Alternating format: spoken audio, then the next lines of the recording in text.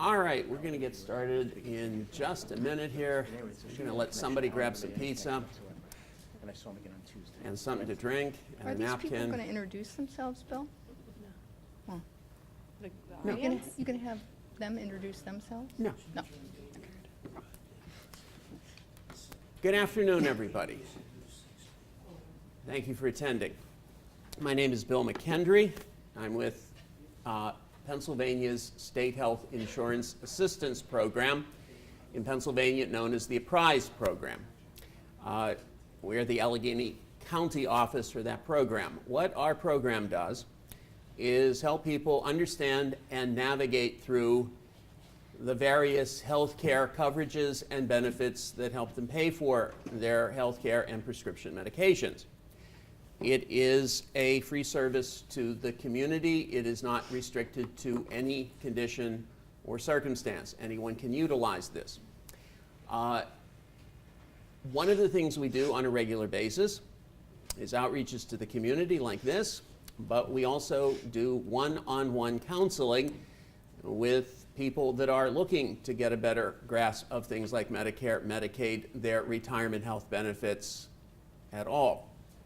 We service about 20 to 30,000 clients a year. The way we are able to service that many clients is we rely to a great deal on interns and volunteer staff. These are examples of the interns and volunteer staff that we utilize.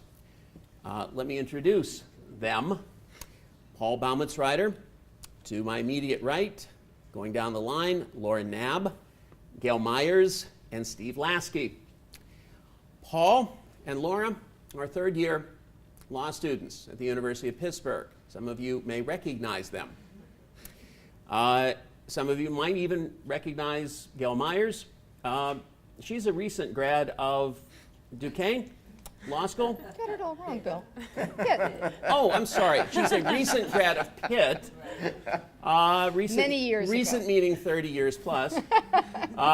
And Steve is a recent grad of med school, and he's looking to start a practice somewhere. Quite the contrary.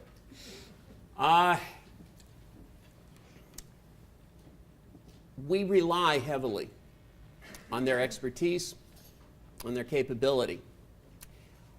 For the interns, not only do they aggressively engage in developing client counseling skills and techniques, learning about Medicare, Medicaid, private health insurance programs, but in their second semester, this semester, which is coming to an end, they are required to do a research project. The criteria of the research project is that it expands the knowledge of our program, it serves the community, and it expands the capability of their professional development.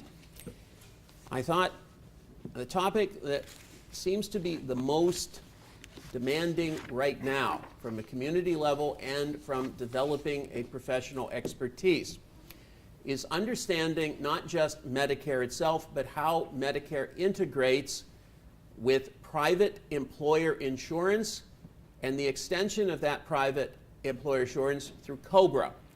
It is becoming a big deal for individuals retiring, individuals reaching Medicare, mostly because more and more individuals are postponing their decision to start Medicare until a later time because they're postponing their decision to retire till a longer and longer time. And as a result, understanding how Medicare and these other benefit packages integrate becomes more and more critical. So for the next a little bit less now than 3 hours, from noon to 3, we are going to talk about. So for the first hour or so, we're going to have this as a presentation to introduce the vocabulary, introduce the concepts. But the core of this is an opportunity for you guys to engage in a dialogue with us guys. So my recommendation is hold your questions.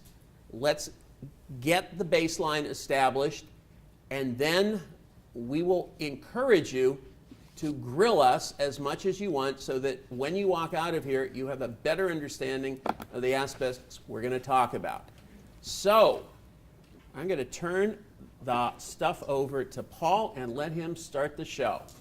Paul Baumitzreiter. All right, well, in terms of setting up the baseline, I'm going to try and give you guys some of the basic components of Medicare and basically set up how it interacts with employer insurance. So these are the topics I'm going to cover. First, I'm going to talk about what Medicare is, what it covers, what it doesn't cover, how do I qualify. Parts A and B are components of what's called basic or original Medicare. Then I'm going to talk about the process of entering Medicare once you do qualify. Then Medicare cost sharing, or what you have to pay when you're covered under Medicare and you go get treatment. Then I'll talk about how to defray some of that cost sharing. That's Part C, D, and Medigap. And then I'm going to go into how employer plans can coordinate with Medicare, and I'm proposing that employer plans can sort of be considered as like another option beyond the C and D, or beyond the D, the C and Medigap, for defraying some of that cost sharing. And then I'm going to talk about why or why not you might want to do that, because there are also some downsides to that.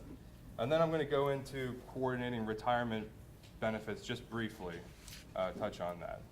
So, and one of the most important things I think to keep in mind during this presentation is that what I'm trying to explain to you is that when you fail to enroll in Medicare, certain components of Medicare in the right time frame, there are certain penalties that could apply.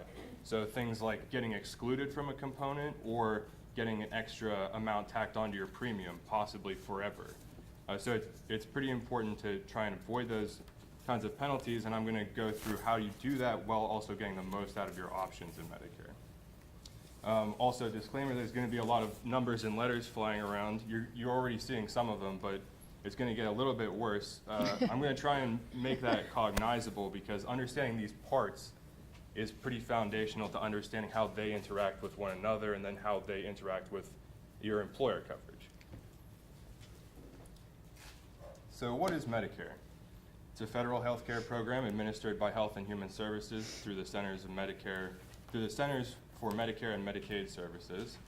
You qualify when either you turn 65 or after 24 months of receiving disability benefits from Social Security or railroad retirement, or you have end-stage renal disease. So beneficiaries of original Medicare are covered at any provider that accepts Medicare. There is cost sharing attached, which means that when you get treatment, even though you're covered, you'll still generally be responsible for some amount of payment. But there are options for mitigating that cost sharing. So the components of basic Medicare, parts A and B, they're divided into two categories, inpatient and outpatient. So inpatient services include hospital care, skilled nursing care, some home health care, and hospice care. Outpatient services include doctor services, preventive services, diagnostic tests, outpatient therapies, and durable medical equipment. Basic Medicare does not cover, and this is important, routine eye care, routine dental, hearing aids, and long-term care. So those are some things that people are surprised about. And Medicare also doesn't cover any services that are not recognized by Medicare as medically necessary. So when you're getting into Medicare, there's two ways that people enroll in Medicare once they qualify. So some people will be automatically enrolled. Those are people who are already receiving Social Security benefits, Social Security disability benefits, or railroad retirement benefits at the time they qualify. So for everyone else, you have to apply through the Social Security Administration. You can do this during what's called your initial enrollment period. This is a pretty important concept to keep in mind. Your initial enrollment period depends on the month you qualify.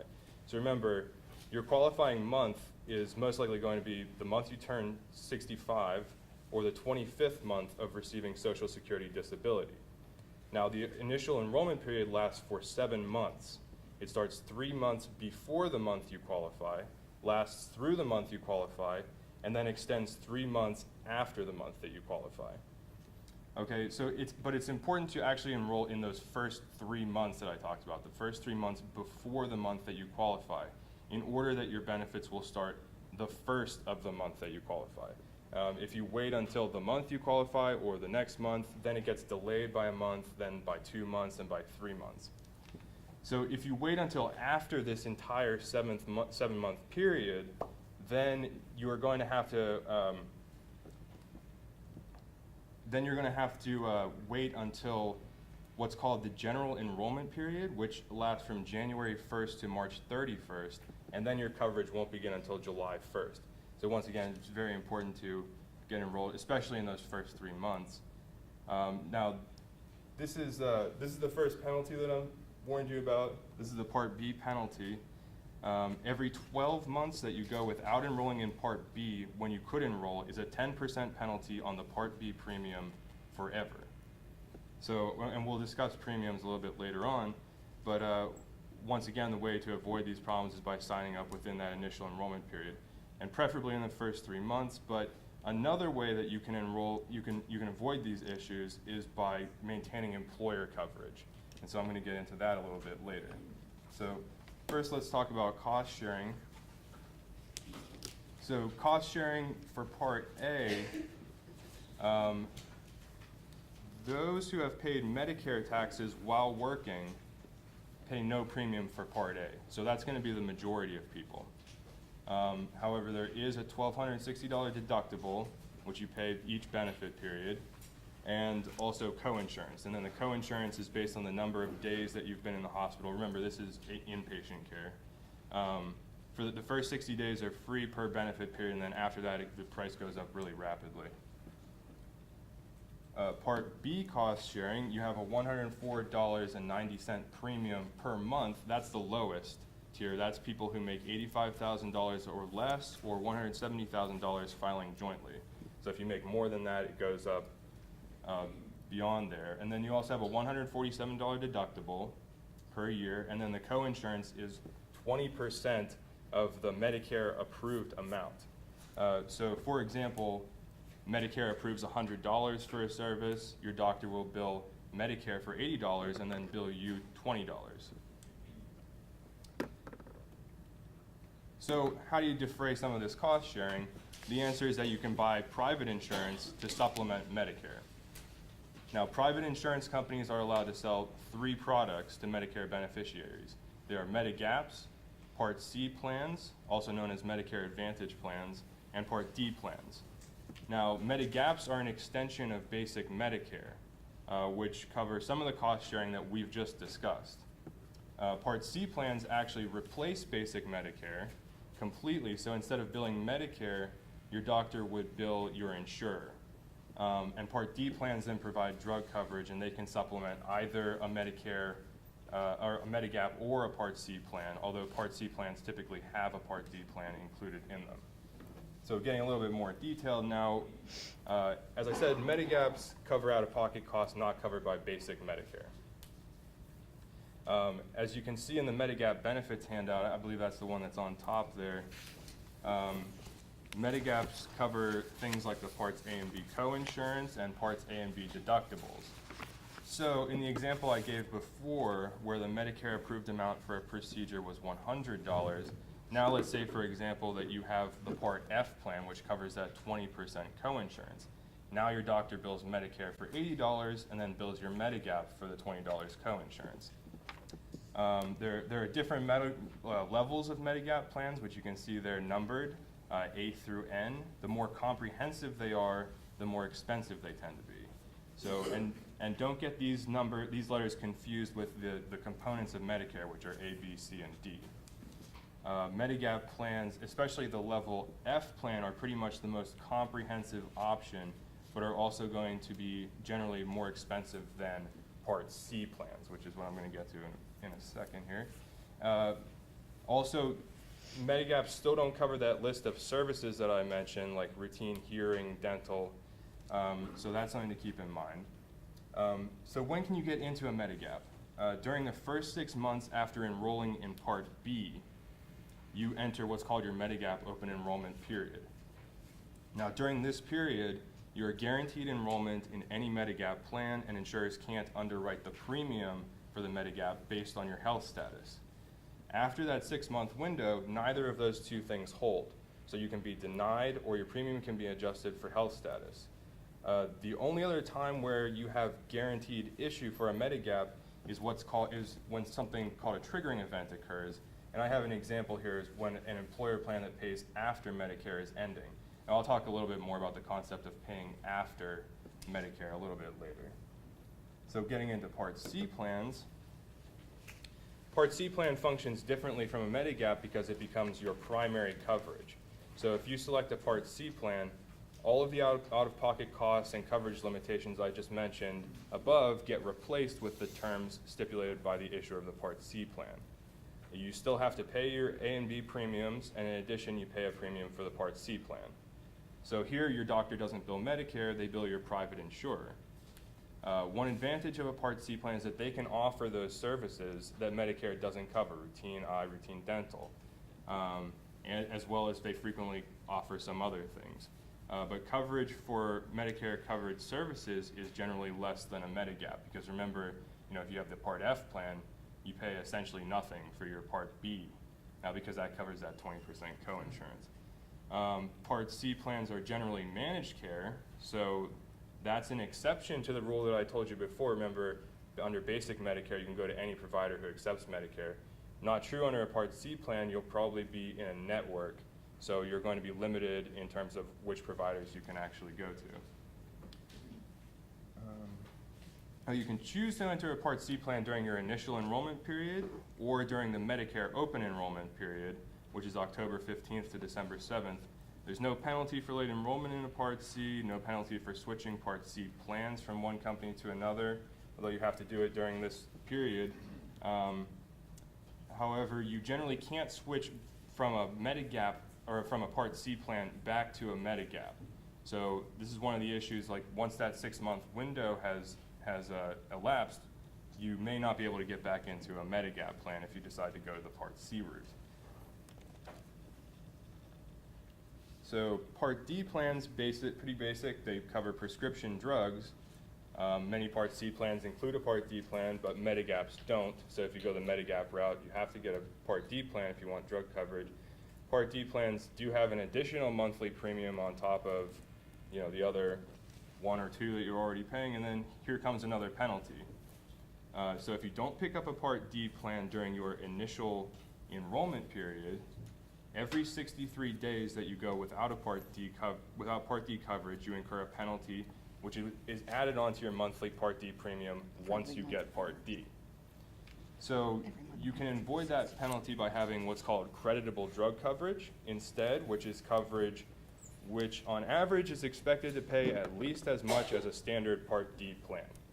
So basically what this exception contemplates is that you can have drug coverage through your employer, and then you won't be penalized for not purchasing a Part D plan.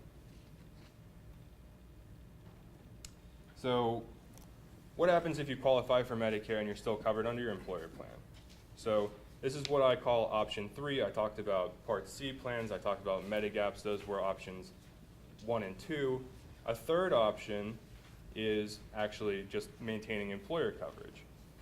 So when you qualify for Medicare and your employer employs 20 or more people, they have to continue to offer you health coverage under the same conditions as other employees as long as you're working.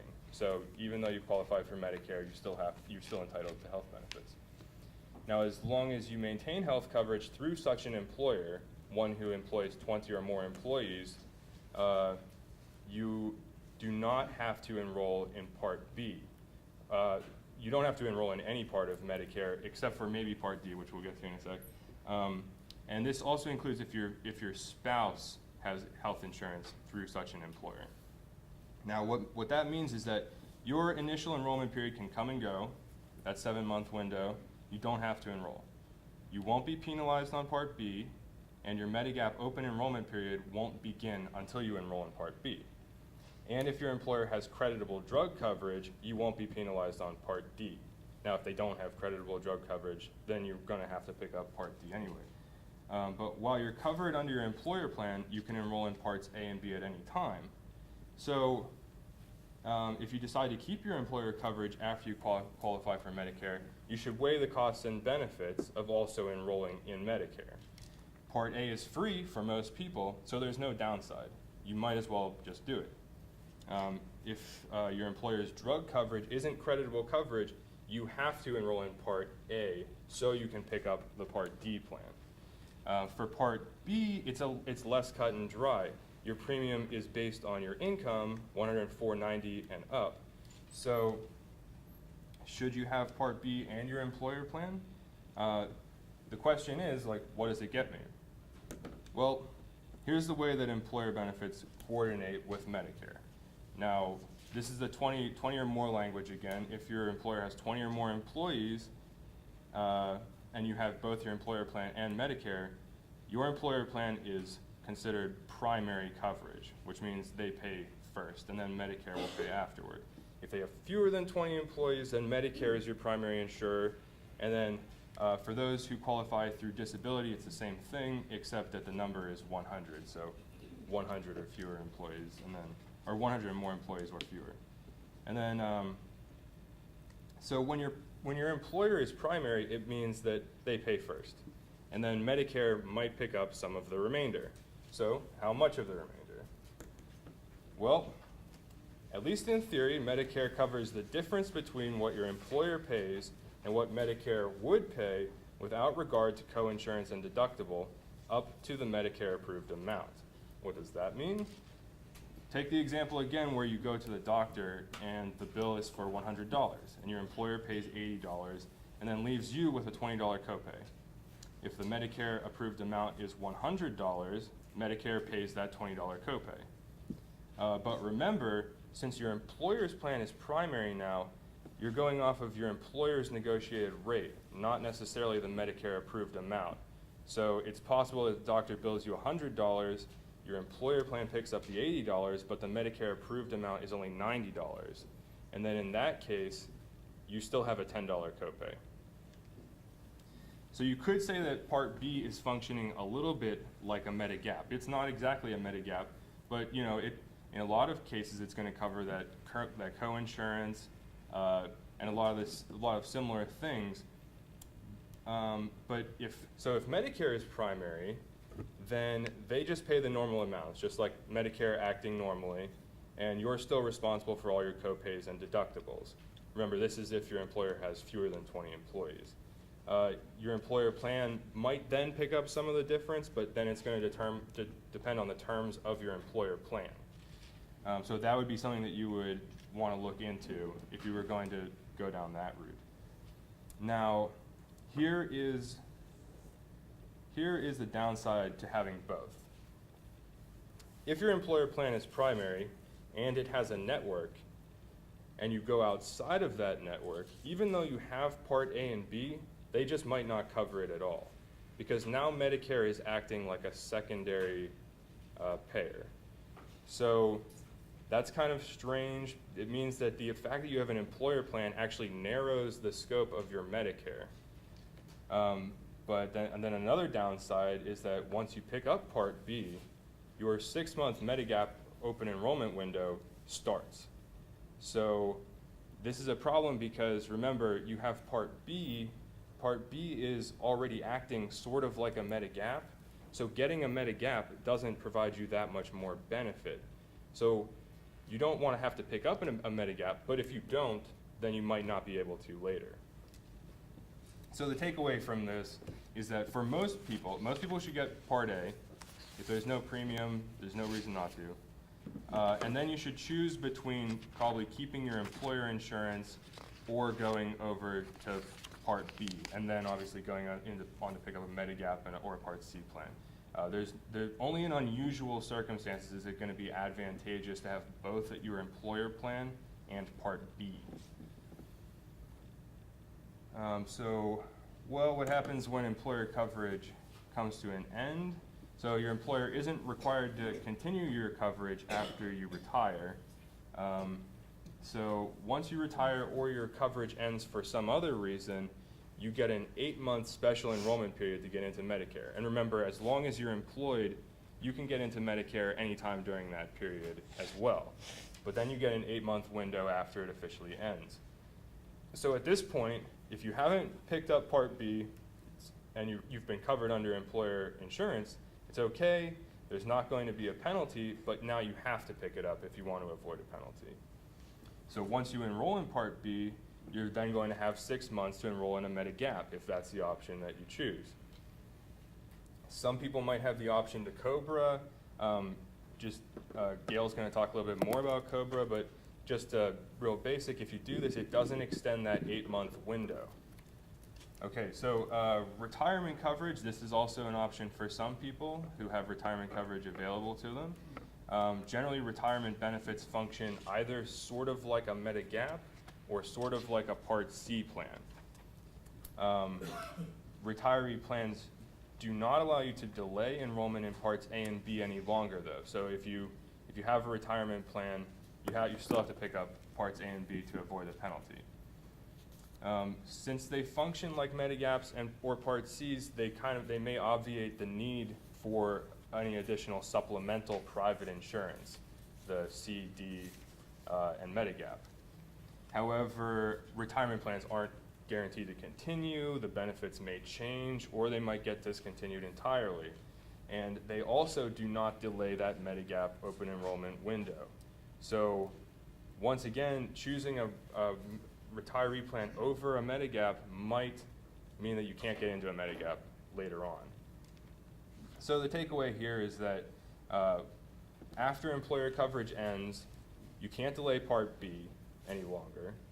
And what you do for supplemental insurance at this point will depend on what options are available to you. And if you want to, the flow chart that I have, it's got all kinds of different colors. You can take a look at that a little bit later. I'm going to hand it off to Gail now, but reference back to that for a summary of this presentation. Thanks. If you'd like to turn to the fourth handout, it's numbered large 4 on the bottom. I have 3 handouts. Number 4 is the first one. So Bill already said, are you there, Zelda, yet? Oh, it's, okay, it says 1 on the first page, and you got Yeah, So there it's you number go. 4. It looks like this. It's a chart. page. Okay. So Bill has already said Cobra is a big deal. So why is that? Well, many people work past 65. Yeah, we can't hear you back Oh, Shift the mic over a little bit. is there? Oh. I think this is maybe just for recording. I don't think it makes it Oh. louder in the room. mic's on you. Okay, let me start again then. Cobra's a big deal, according to Bill. And why is that? Well, many people work past age 65. Is that better, Crystal? Yeah. There are some seats up here if you would like to move up, by the way, on the side. Here you go.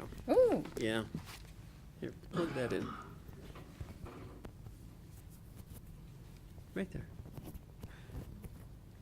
okay, I think am I on? It doesn't sound like I I am. think that's for the recording. Oh, all right. All right, I'll keep shouting. It's a big deal because many people work past age 65, and when they stop working, their employer may offer them the opportunity to elect Cobra continuation coverage. It's good to have that option, but it also creates challenges because then they have to understand how their decision to take Cobra or not affects their families, how Cobra coverage works with Medicare Parts A and B, and whether it affects their option to purchase a Medigap policy. So many people who stop working and can elect Cobra may think they have to in order to keep their spouse and/or their dependent children insured. But you don't have to elect Cobra to accomplish that goal. If your spouse and/or your dependent child are covered by your employer's group health plan, just as you are, then if certain requirements are met, which I'll discuss, they too are eligible to elect Cobra continuation coverage, even if you, the covered employee, do not elect it. Each of you can choose to elect COBRA or not. This will become a little clearer, at least I hope, as I explain what COBRA actually is. So the questions I'm addressing are, thanks. First, what are the rules for interaction or the intersection of COBRA and Medicare? Can you have both? If you can, why might you want both? And how does purchasing a Medigap fit into that picture? Well, first I'll tell you that COBRA is the short form name for a law whose full name is, get ready, Comprehensive Omnibus Reconciliation Budget Act of 1986, sometimes it's called of 1985. And you have the citation there. It was signed into law by President Reagan. So what does COBRA do? Well, I think we need a slide, yeah. It requires most group health plans to offer health care continuation coverage for a limited time to covered employees, their spouses, former spouses, and dependent children when their group health coverage would otherwise be lost due to certain specific events. So what group health coverage plans are under this requirement?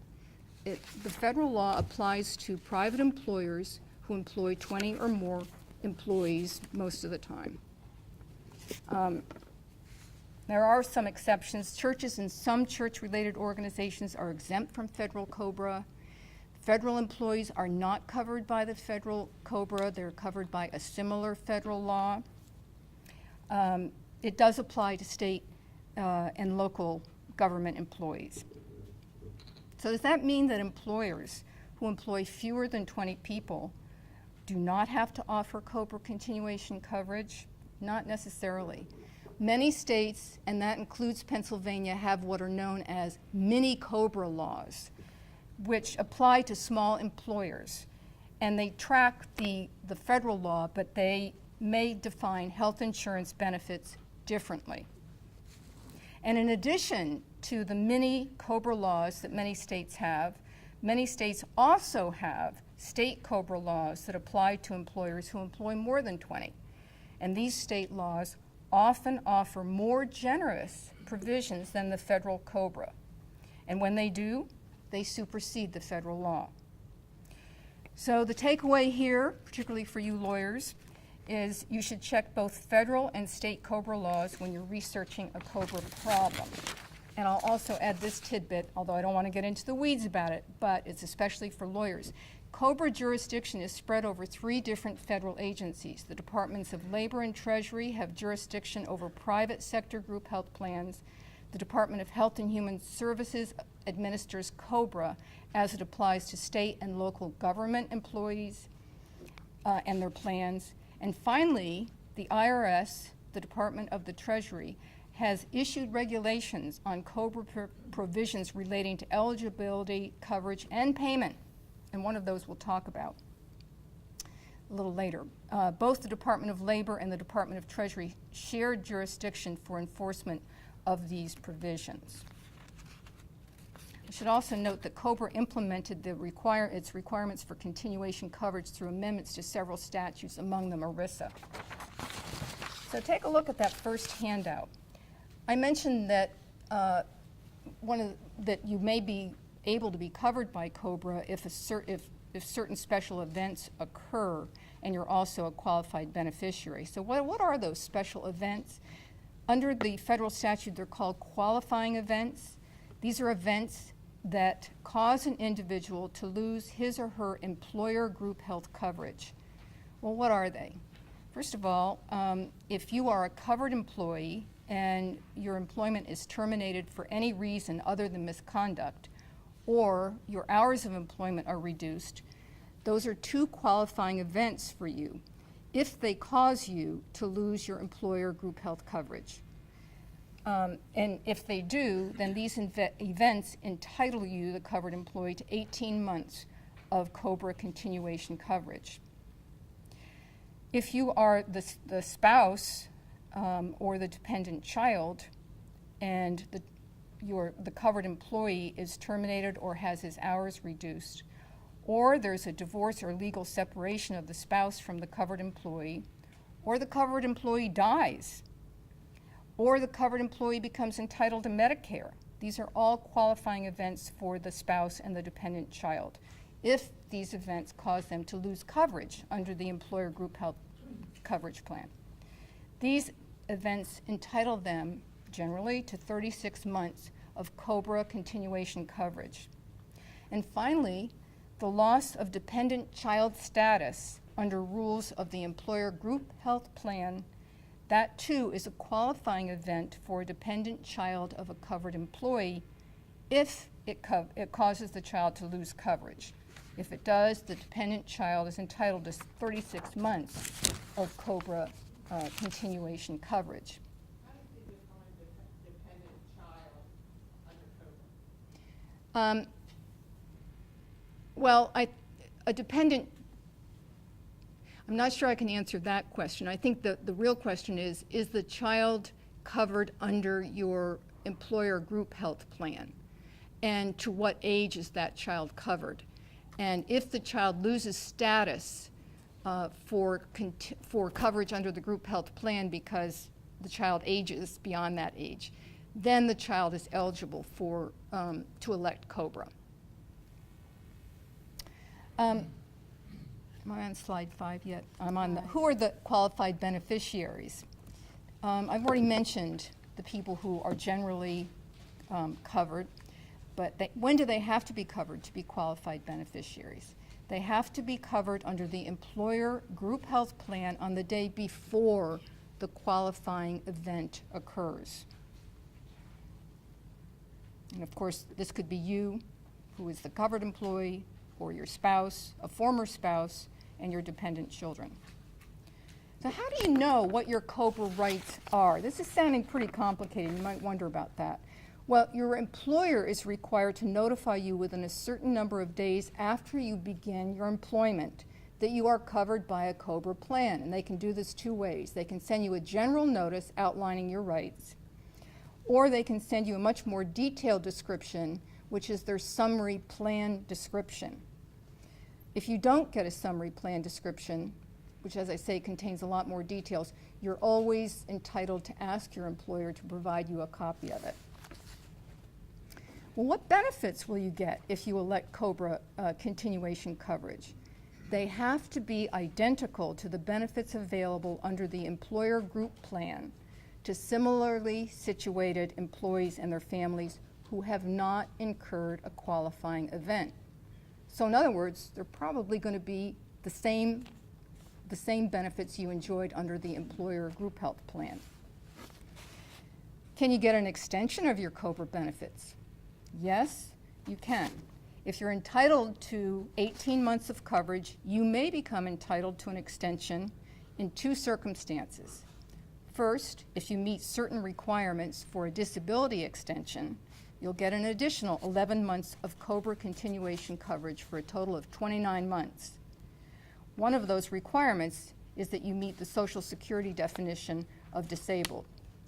And the second circumstance, which gives you an additional 18 months for a total of 36 months of COBRA continuation coverage, is if a second qualifying event occurs during your first 18 months of COBRA coverage. Now, I should emphasize this, though. The plan that covers you under COBRA may provide longer periods of coverage beyond the periods required by federal law that I just discussed.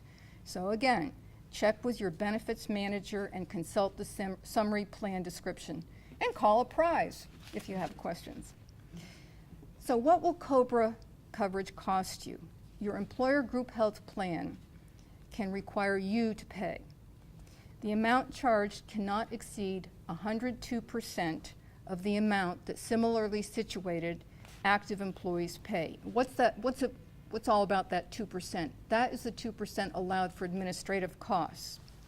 Now, if you happen to be a qualified beneficiary receiving the 11-month disability extension, your cost can soar up to 150%.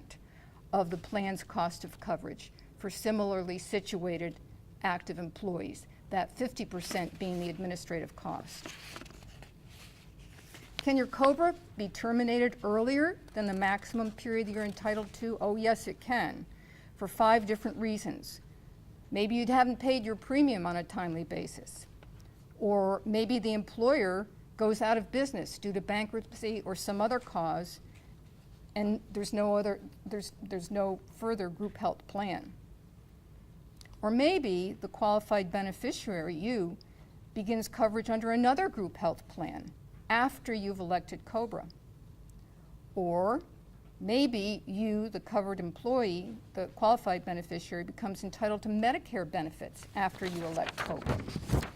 Or maybe you're just a bad actor. That's the 5th reason it can be terminated early. That is that if you're found to have engaged in some fraudulent activities as a participant or beneficiary. Take a look at the next handout because it relates to the next slide.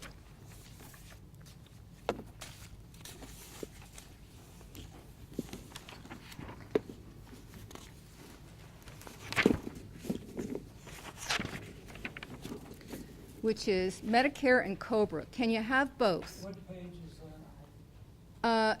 It's number 5. It looks like this. It's a text. So, can you have both? Well, it sort of depends.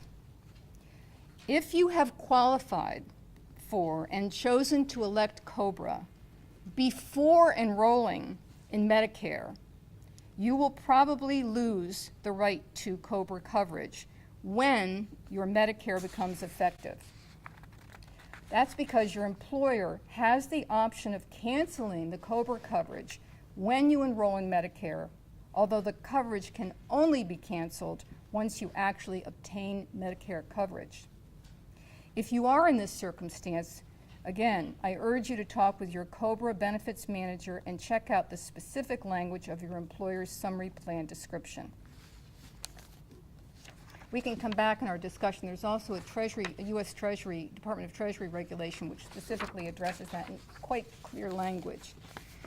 But let's suppose you have enrolled in Medicare first, even in just Part A, and then you become eligible to elect COBRA. You must be allowed to have both. And I should mention that there's a Supreme Court case which supports that. If you have both coverages, which coverage pays first? Well, the general rule is that Medicare acts as the primary payer and COBRA is the secondary payer. There is an exception if you have end-stage renal disease. But be aware again, there may be special coordination of benefits rules that determine which coverage is the primary payer of benefits. So again, see your benefits manager or check the summary plan description. The takeaway here is whether and when you should elect COBRA coverage can be a very complicated decision. When you lose employer coverage and you have Medicare, you need to be aware of your COBRA election period, which is 60 days after you receive notice that you are eligible to elect it, your Part B enrollment period, and your Medigap open enrollment period. And these may all have different deadlines that overlap. So be aware that what you decide about one type of coverage, COBRA, Part B, and Medigap, might cause you to lose rights under one of the other types of coverage. So the next slide discusses, well, why would you want to have both Medicare and COBRA benefits? Let's say you're one of those lucky folks who is entitled to both, can get both. Well, one good reason is because your COBRA plan may offer generous extra benefits, like a very good prescription drug coverage plan that is better than any Part D that you could purchase.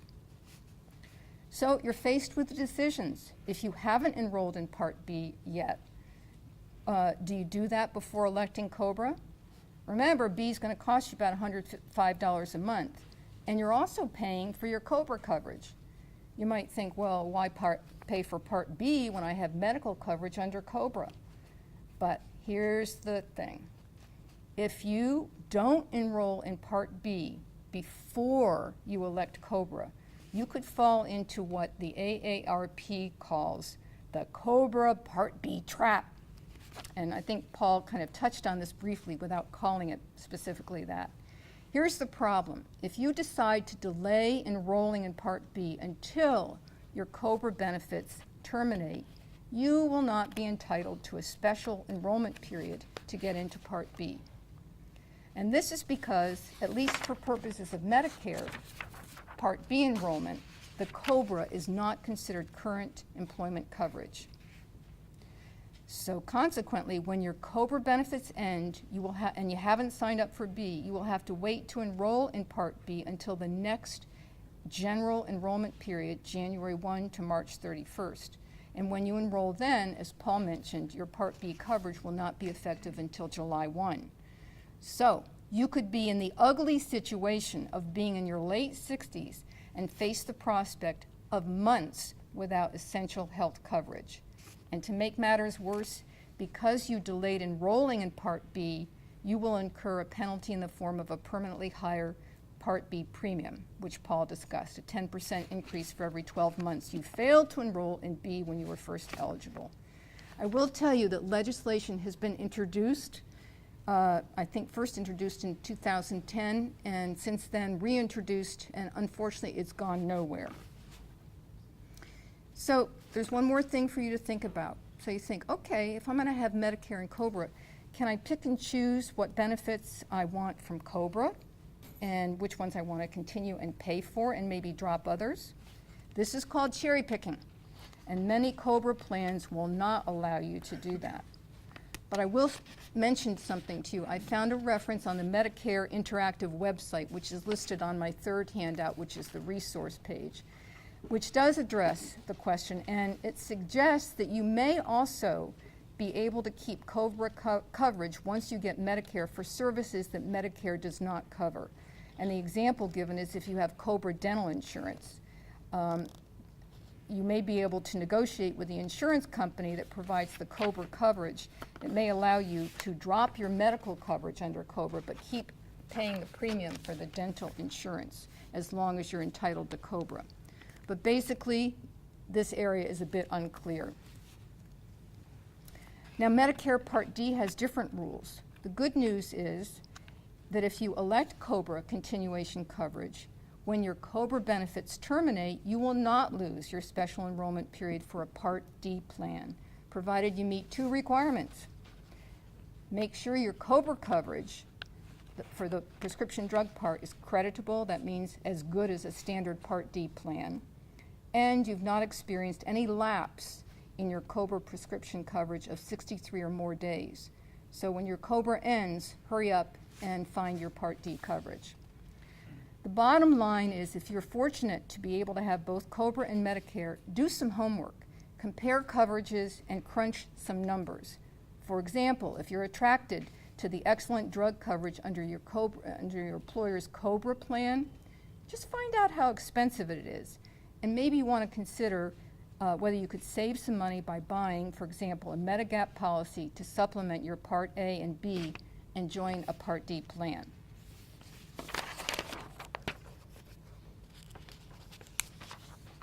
I think we're on one more slide here. Okay, finally we're on how does Medigap fit into this picture? Well, first of all, remember that Paul told us that the rule is that you only have one shot at buying a Medigap plan with guaranteed issuance rights. Remember what they are. Companies have to sell you a Medigap at the best price for your age without a waiting period or health screening. That enrollment period occurs when two things happen. You are 65 and enrolled in Part B. But what if you just enrolled in B and then you elect Cobra, continuation coverage? Are you stuck with having to buy a Medigap policy while you have the Cobra? That's another expense. In order to preserve your guaranteed issuance rights? Well, the Medicare.gov website says you're not. If you have original Medicare and Cobra, you have the right to purchase a Medigap policy with guaranteed issuance rights during your Cobra coverage or at the termination of your Cobra benefits. You may only be able to buy certain Medigaps, A, B, C, F, including the F with a high deductible, K or L. But be careful here, there too. You must apply for the Medigap no later than 63 calendar days after the Cobra ends. There's a lot more, but that's all I have right now. Before we move to the next, let me insert something here. Because I'm starting to see a lot of eyes glazing over, a lot of eyes rolling, a lot of people sticking their fingers in their ears saying no more. This is obviously not easy. And as we layer on the complexity of understanding Medicare, with understanding Cobra, with understanding how particular employer benefit plans work, understand this. During the non-enrollment season, which is any months other than November and December, about a third of the calls and contacts that we get are from individuals that are trying to sort through exactly this stuff. And here's the point. You're not supposed to understand this unless this is what you do. And the irony is, even the ones that do this, lawyers, financial advisors, insurance salesmen, guess what? They make 50% of the people that reach out to us saying, I've got a client and I have no idea what we're supposed to do.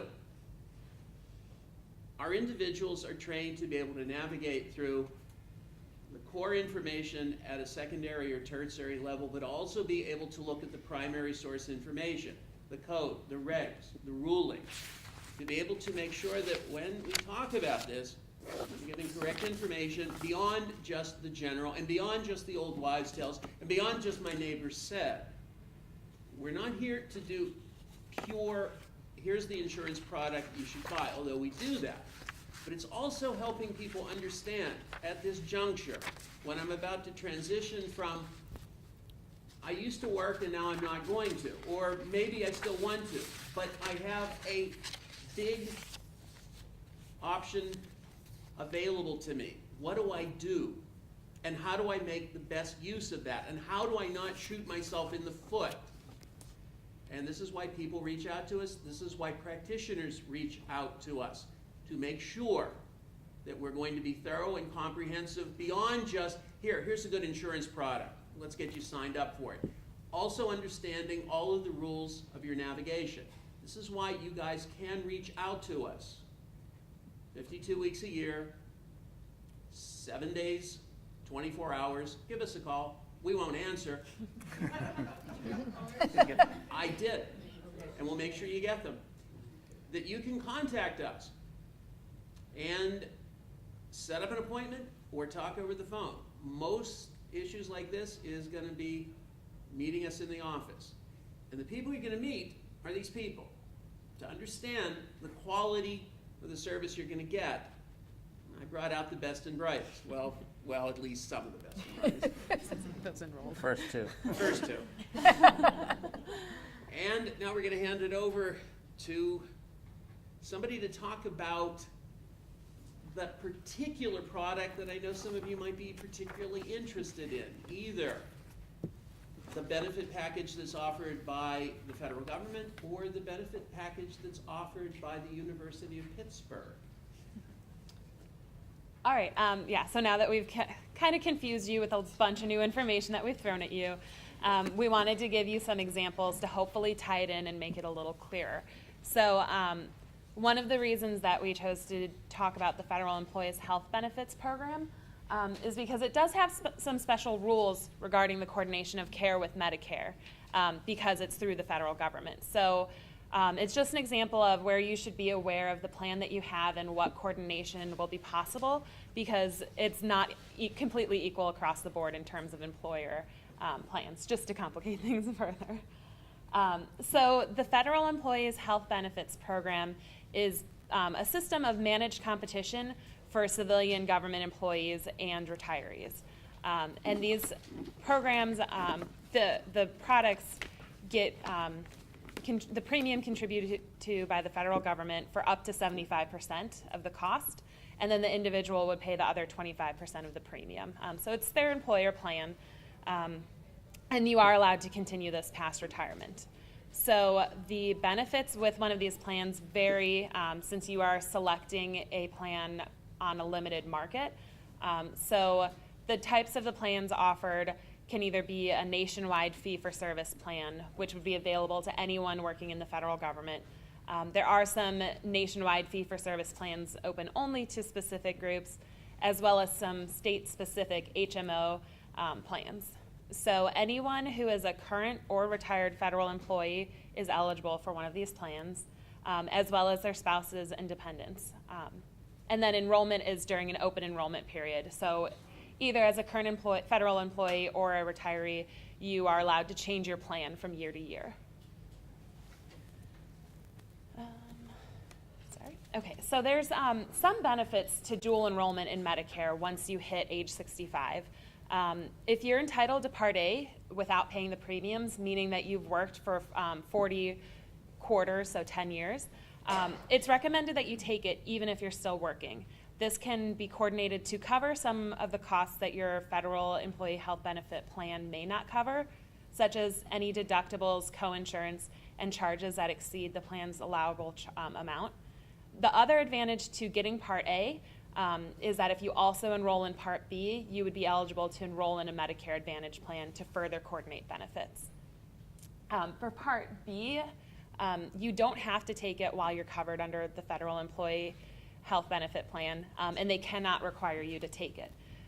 But some of the advantages to enrolling in Part B would be being able to join a Medicare Advantage plan or supplement, which then leads to the coordination of benefits, which reduces your out-of-pocket costs. Your federal health employee plan also might waive some of its co-payments, co-insurance, and deductibles if you also are paying the Part B premium. Some services which are covered by Part B might not be covered or are only partially covered by your employee plan, such as orthopedic and prosthetic devices, and durable medical equipment. So by getting a Part B plan, you would be able to get those services. And then also, if you have enrolled in a federal employee's health benefit HMO, by selecting Part B coverage, you are able to go out of your HMO network for Part B services that receive reimbursement by Medicare when Medicare is the primary payer. So with getting a Part C plan, you technically are allowed to, but it's recommended to go and speak with whoever is in charge of your retirement system, because typically the Part C or Medigap will cover the same benefits that the federal employee health benefit plan would cover. So you would essentially just be paying double and not receiving a whole lot more of a benefit. But there is the option, if you were retired, if you want to leave your federal employee health benefit plan for a Medigap or Part C, if that's what you determine is better for you, there's the option to re-enroll in the federal plan if you decide that isn't working. So there is a proper procedure to go through with that. You need to make it clear that you're leaving the federal plan for the purpose of enrolling in Medicare Part C or a Medigap. And then you have to re-enroll during an open enrollment period. Okay, so for the coordination of benefits, there is a handout that unfortunately did not get printed. So if anyone's really interested in this, I do have it on my computer and I could show it to you. But the main process of deciding who pays first, either Medicare or your employer plan, is always determined by Medicare. So they will make the final decision on if they will be the primary payer or secondary. And a lot of that is dictated by statute. So if you are still an active employee who's also eligible for Medicare, your employer plan will be the primary payer. If you are retired and you have a federal employee health benefit plan, Medicare will be your primary payer. So that's a situation where it allows you to go outside of any HMO or network. And then there's a whole lot on this chart, more complicated situations that they have made a ruling ahead of time, but it's just going to be too much information to say to you. The other one that's mostly relevant is if you're enrolled in Part B only, regardless of your employment status, Medicare will be the primary service for Part B services, and then your federal plan will be the primary payer for all other services. So that's an instance where having a federal plan is a little different than just any employer plan. And then there is the option that you could have Medicare Part B or any part of Medicare, your federal plan, and you're also on your spouse's policy. So if that's your situation, your spouse plan is always your primary payer if you are retired, then Medicare will pay, then your federal employees health benefit plan. And a lot of talk has happened on if you need to get a Part D plan if coverage is already provided by your employer plan. So since there are so many employees in the federal employees health benefit system, the Office I just lost what it stands for, the OPM, which is the Office of Personnel Management, issued a letter stating that all federal employee health benefit prescription drug plans are equivalent or better to a Part D plan. So you will not face a penalty for not enrolling in Part D. However, you do need to keep in mind that you have 63 days once that plan is terminated to enroll in Part D, or you will face that penalty. So now to the part that probably applies to more of you, retirement from the University of Pittsburgh, which Steve is going to help me with this because he has more intimate knowledge of it. The basic program that you get when you retire from the University of Pittsburgh is the defined dollar benefit. So that is a specified amount, which it's currently $380 per month, but it is adjusted from year to year. That extends the cost-sharing concept that the university has for active medical coverage by providing a reimbursement account for you and any eligible spouse upon retirement. So on the first of each month, that $380 is given to you in a form of credits that can then be used for reimbursement of retiree medical coverage. And then your eligible spouse gets that same amount each month. So if you or your spouse are covered by the active medical plan, so if you work past 65, these credits do not accumulate. But if you opt to go on to a spouse's insurance plan after you turn 65 and you are retired, you wouldn't be using those $380 each month, and that's when your credits can accrue for further plans. Let me, thank you, Laura. Let me both reintroduce myself. I'm not really a recent graduate of medical school, and also just sort of underline a few terminology and refer you to something. I didn't bring additional copies because this isn't mine. It's from the benefits office, but actually I'll share with you firsthand some anecdotal personal experience. So this is the booklet, University of Pittsburgh booklet for post-65 retiree healthcare plans. And let me just both define a few terms a little bit and then underline some things that my colleagues have presented first, most recently Laura, but then remembering some terms that both Paul and Gail referred to.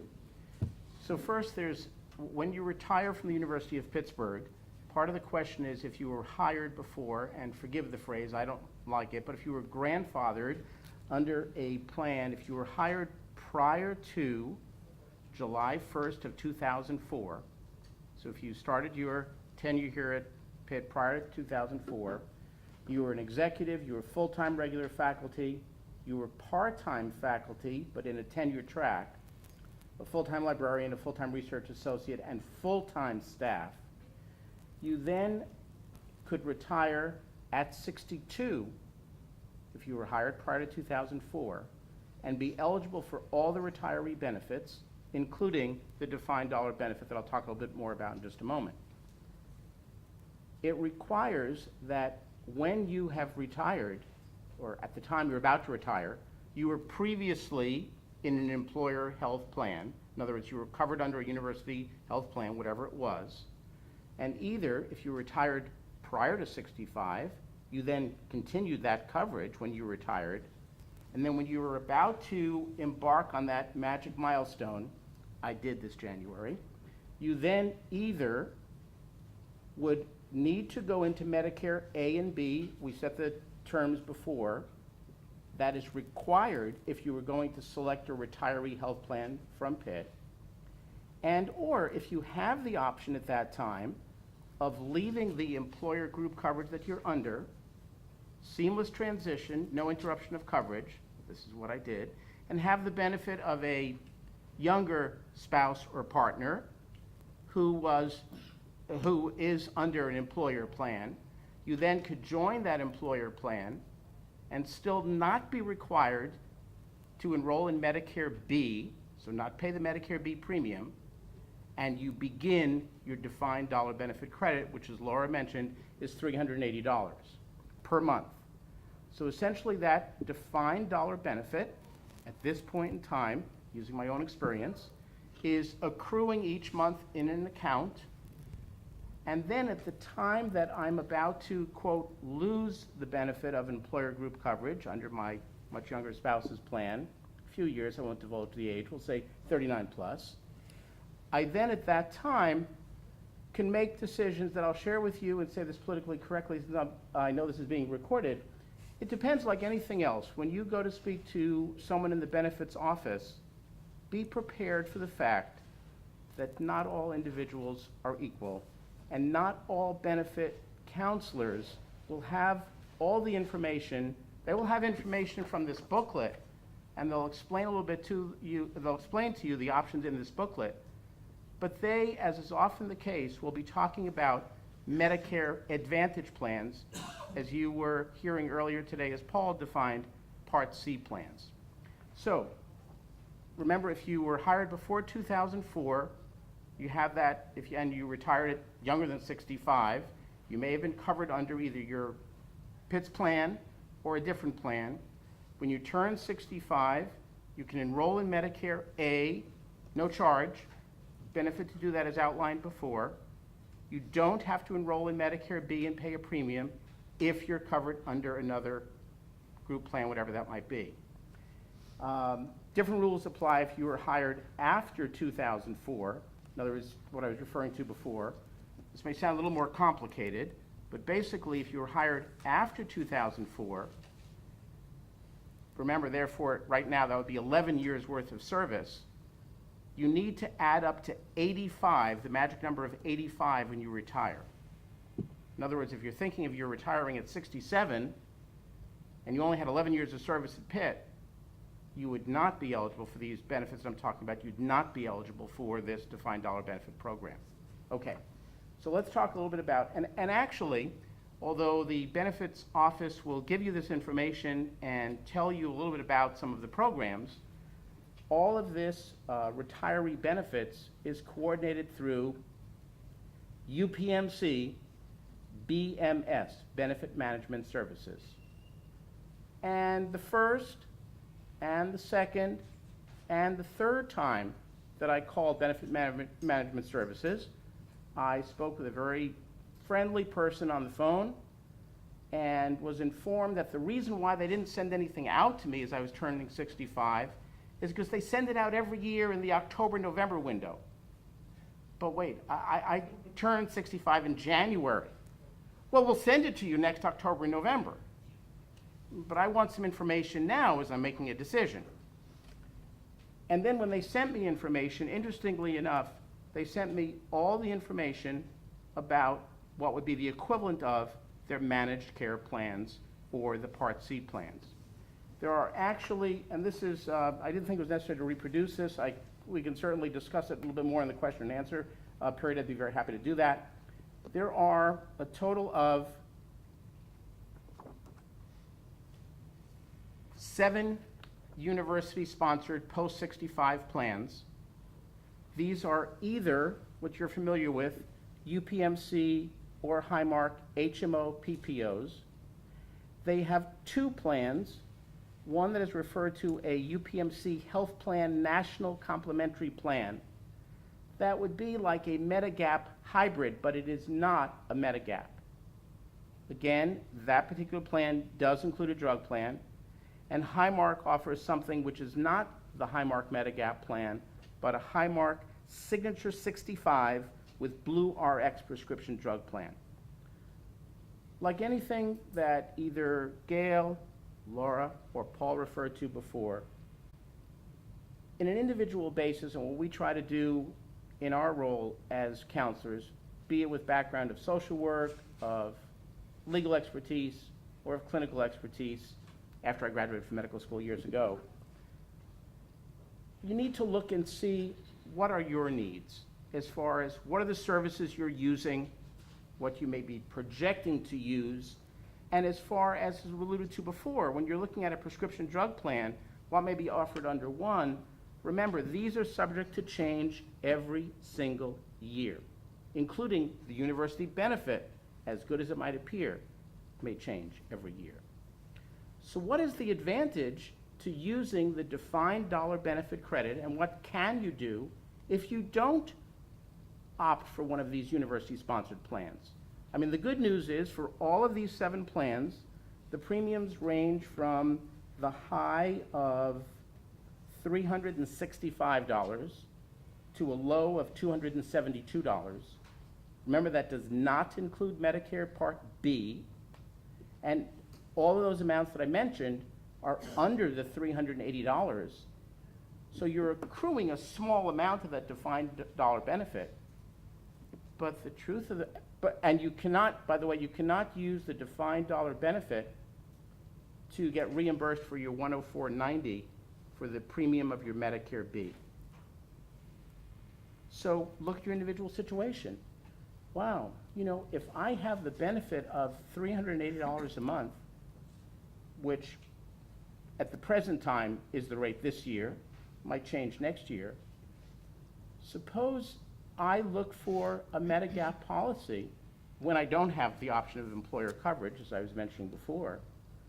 And if I'm entering at 67, 68, and I have that guarantee of no clinical conditions being held against me, there's going to be a comprehensive Medigap that will be under $200.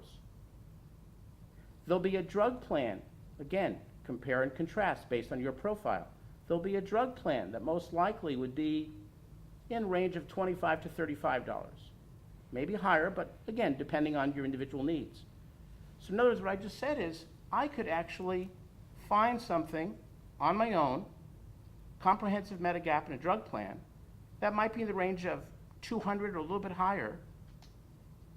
And all that I have to do, my only inconvenience by going that route, is I pay the charges up front each month, and then I get reimbursed by the university from that benefit. I turn in my forms and say I'd like my money to be sent directly to, electronically transferred to my checking account or any account that I wish. So although they don't present it to you that way, and yes, it really depends on individual needs, the defined dollar benefit program is a very good option at the university if you qualify. And again, it behooves you to look at the situation, read the fine print, get the information from the different plans, but it actually might be to your benefit to use the defined dollar benefit the way I described. And if, as a retiree, just as I outlined before, especially for those who were hired prior to July 1st of 2004, that benefit that I mentioned, it's for the retiree from Pitt and his or her spouse or domestic partner, as long as they were enrolled prior to the time of retirement. Another benefit with either going outside of the university's plans that they offer or choosing one of theirs is that it's fully coordinated with Medicare. You don't really have to deal with a lot of the issues that were brought up by Paul earlier in the presentation, because you're either getting a true Medigap or Part C plan, or the plans offered by the University of Pittsburgh effectively work as a Part C. So, so it just depends then on if your plan is the primary, thus narrowing the scope of coverage, since Part C plans take over from Medicare, so you have to go to something within your network, or if you're going with a Medigap, then you have access to all of Medicare. But there's really not the coordination of benefits issues in terms of who pays first with these plans. So it keeps it pretty simple for you guys in terms of that. And then I think the only other major thing that we have to add at this time is Medicare traditionally doesn't offer dental or vision services. It's just not covered unless you were to get a Part C. but you are eligible to go into a voluntary group dental and vision plan through the University of Pittsburgh. And some of the Medicare HMOs and PPOs offered by the university do offer some limited dental and vision coverage. So as a retiree from University of Pittsburgh, you have access to those plans. Now, before we open it up to discussion with the audience, with us, I just wanted to recap real quick, to give you a sense of the flow of this and the flow of what you're thinking about as you approach these issues. First, inherently, as you're reaching 65 years old, you're asking yourself, first of all, am I going to continue to work? And if I continue to work past 65, should I be entering Medicare? Should I be instead going with my employer coverage? And within that context, if I decide to go with my employer coverage because it's something inherently better than Medicare could offer, will I be able to avoid entering Medicare without incurring a penalty or a problem? If I decide to utilize Medicare in addition to what my employer is offering, how does that coordinate? How can that be beneficial? Or is it this or that? Or if I'm terminated in my employer coverage and I get to Cobra, is it worth Cobraing versus going to Medicare? Is it worth Cobraing and Medicare?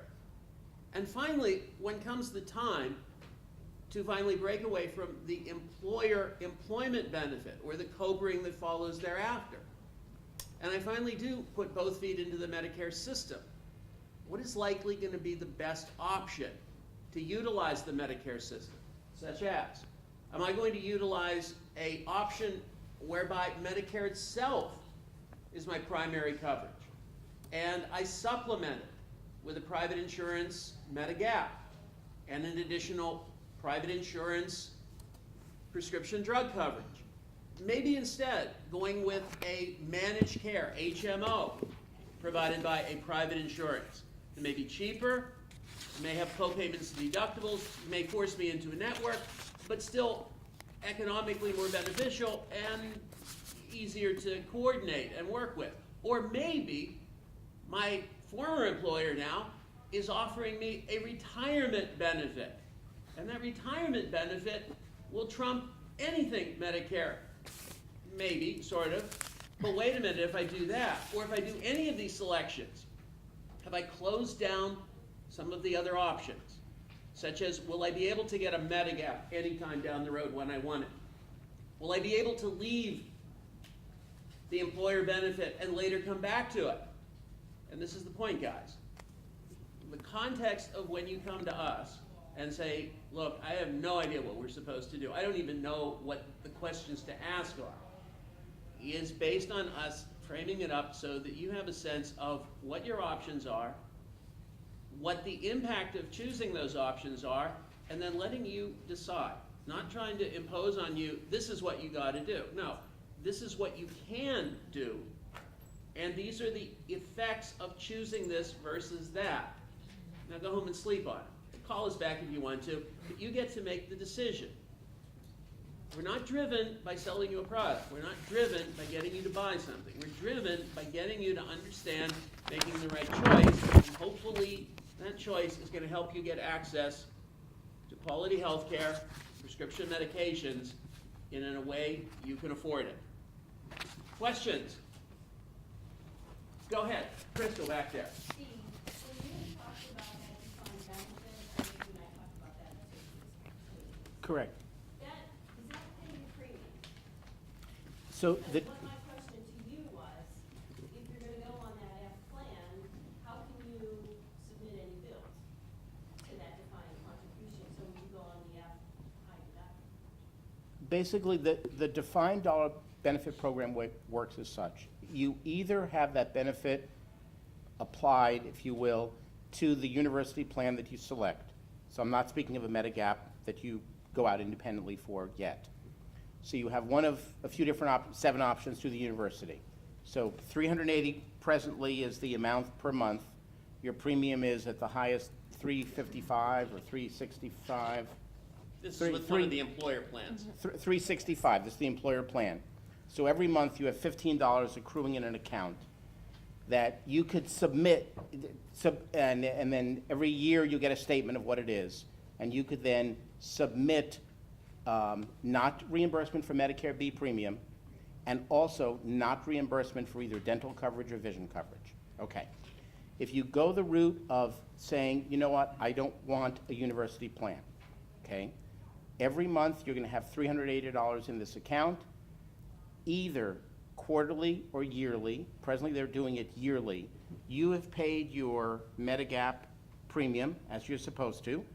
You then, at the end of the year, turn in the form of, here's my proof of my Medigap coverage, Plan F if you will, here's my cost, and they will reimburse you for that cost. And what's not used is in the account. Steve, will they also pay the co-payments for your prescription medications under a Part D plan? Yeah, again, you have to be reimbursed. Right. You get reimbursed, I meant to say, so you submit your receipts, yes. So it is imaginable, let's say that you have, and actually this is probably the best slide to keep up for this, you've elected, you are a retiring employee of the Pitt system. You're electing not to use the Pitt health benefit options. You're going to go full square into Medicare. You're going to enroll in Medicare Part A and Part B. You're going to select a Medigap. Let's say it costs about $150 to $200. And you're going to select a Part D plan that costs $30 or $40. You will be reimbursed for the cost of your premium for a Medigap, which will effectively, between Medicare and the Medigap, give you 100% comprehensive coverage. And there will be enough that you get each month to pay that $150-ish for your Medigap premium, a good Medigap premium. Second, you'll still have enough money left over to pay for the premium for your Part D coverage, and good chance you're going to still have money left over to help pay for the one Achilles heel in the Medicare system, which is I can never, ever, ever get Part D coverage, drug coverage, that's ever as good as I want it to be. And as a result, how do I pay for that extra co-responsibility? Well, you do this right, there may be enough money in that account to reimburse you for most, maybe even all, of your prescription medication costs. And help me out, if you haven't used up all the money you've accumulated for that cycle, is it a use or lose, or does it roll over till later? It rolls over to later, but there is no benefit if you then die and you have money left over in that account. That's money left over in that account. Well, they don't Another- die. Well, correct. Right? It's So not yours? it rolls over. It's not It's yours? not yours. It's yours for the time that you're alive. Your spouse has a separate account. So once again, and as long as, so your spouse was covered, everything I said before, in the, in the plan prior to your retirement, the benefit, or the spouse's benefit, I should say, continues although you have passed away. Just whatever money was left in your account of the defined dollar benefit does not carry over. Yeah, So and just it really- rolls over year to year, yes. Just really quick, I think also one of the points you were maybe getting at was if your total coverage comes in under the amount so that you'd have extra. Should you go with the high deductible because the premium would be less, and then you'd be able to use that extra amount towards the deductible under the Medigap Part F with the high deductible. And I think that the amount that the deductible is wouldn't be made up. You'd still be paying out of pocket then at that point. So as Bill said, it's probably better to, That's why I was saying, I yeah. would never suggest the aftermarket. right, yeah, because then you can take that extra money correct. for No, I prescription drugs. But understand. therein lies the irony. If you can pay for the premium for an F level, and again, F level is the gold standard of Medicare coverage. Speaking of a Medigap, Yeah. Medigap F. Imagine what you're getting. Part A and Part B are your primary coverage. Part A of Medicare, Part B of Medicare are your primary coverage. That lets you go to any doctor, any care provider, anywhere in America that accepts Medicare. You're not limited to any network that maybe some of these other products within the employer's benefit mix offer. Second, that benefit can never be modified, can never be taken away from you. An F-level Medigap is yours forever, as long as you continue to pay the premiums, as long as that insurance company stays in existence. There is no guarantee that any of these benefit programs under the umbrella of the UPM, University of Pittsburgh system will ever stay the same as they are. They're always potentially subject to change. A gap is a gap is a gap. Now, will the premiums go up? Sure. But Fe- not nearly. Federally regulated. Exactly. Not nearly as bad as something that's wide open like Dodge City. Third, this is a benefit that will give you effectively comprehensive coverage. A mix of Part A and Part B is your primary AF level Medigap represents about as good as you're going to get under the Medicare system, whether it's a employer-provided benefit or a benefit that you purchase on your own. And if you've got, in effect, an additional ancillary benefit that is pumping $380 a month, every month, maybe more later, you're able to pay for that comprehensive. What's the weak link? Part D. Well, the Part D premium will be paid for by the amount of the $380 that's left over. And there's still money left over to help with your co-payments. And here's the deal, guys. Chances are, even what the employer is providing in that 7 or so different variances is not necessarily going to cover your drugs any better, any cheaper. So what you've effectively gotten by going with the Medigap, and remember, you have a limited window to get these Medigaps. 6 months from the time you've enrolled in Part B, not counting any triggering events that may come down the road. You've now bought into a product concept that is going to give you about as good a coverage as you're ever going to get. Now, lots of people that don't have this really great largesse from their employer of $380 have to ask themselves, well, you know, it sounds like great coverage, but I'm going to spend like over $200, maybe even close to $300 a month for this incredible comprehensive coverage. Do I really want to spend that much if I'm not using it? And that's why I asked the question. If this money isn't spent, will it roll over? Yes. But will it eventually evaporate? Yes, when you die. So this is not money that if I just keep not spending it, look at the legacy I'll pass on. It's for your health. And you can get the most comprehensive health coverage under the after 65 years old by leveraging both what the university offers in the way of supplementing the costs and by maximizing what Medicare offers as the potential best source. But here's the deal, and we know this because we've sat in on conversations between counselors from the university and beneficiaries who are trying to figure out what to do. It is never posed to them to step completely out of the employer benefit system and look at how Medicare could play a more efficient way of coverage and still leverage the dollar benefits. So we've got lots of people that say, well, I thought all I could do was stay within the employer's retirement system, and they bypass that incredible window to pick up this incredible option called a Medigap. And maybe they'll get a triggering event down the road. Maybe they'll have another crack at that. And maybe not. And oh my, isn't it a sad thing when they find out that they really could have done much better? Not that they had to, but they could have. Amy. I just wanted to mention while we were still on this, since this Pitt thing seems pretty rare, I think, these days. But an HSA does the exact same thing, only sort of flipped. Could you explain an What's HSA? HSA? So your Health savings account. which has got to be more and more common, not a retirement account, active employees. So especially if you're young and healthy, you can put as a single person up to $43,000. Yeah, but who here is young and healthy? Amy. Laura. Up to $4,300 into your own personal HSA account that stays with you forever. You can leave it to someone. It just keeps accumulating.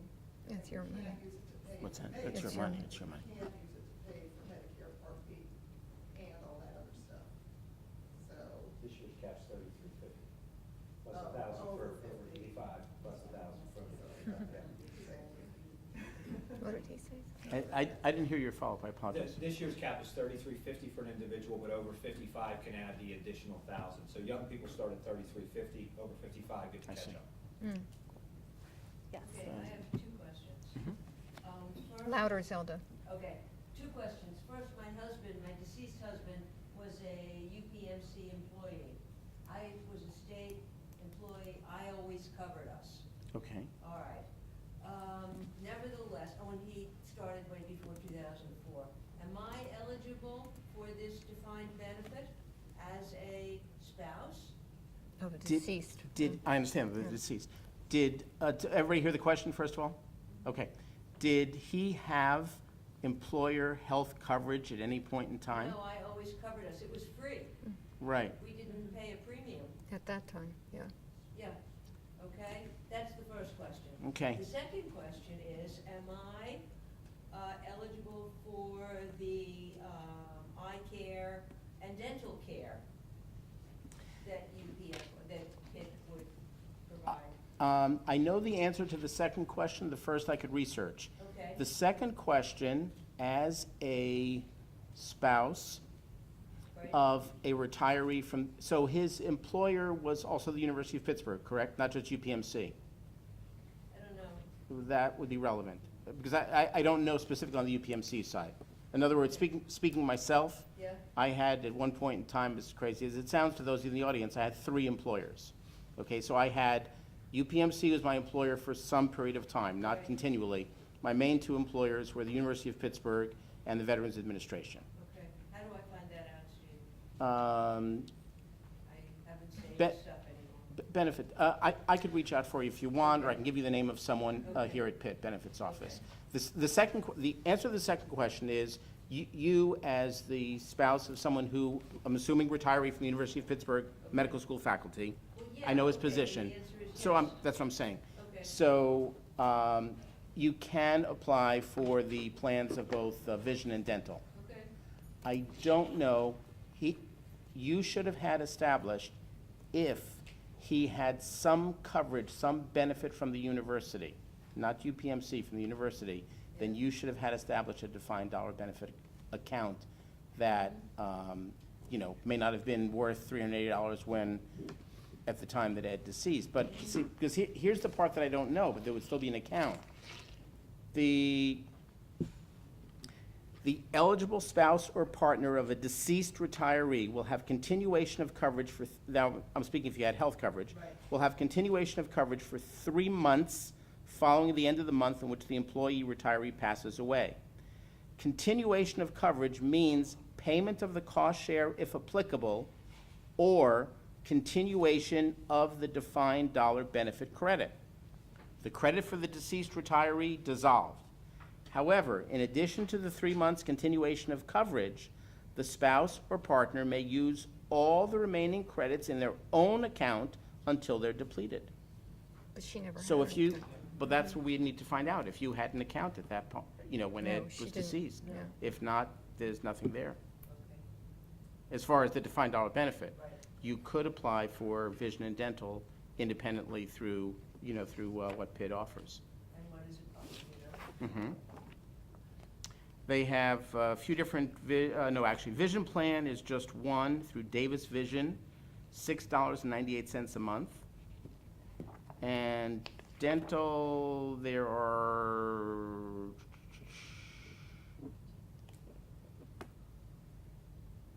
I don't know what the premium is. University-sponsored plans for post-65 dental coverage available separately when assessing your needs and so forth and so on.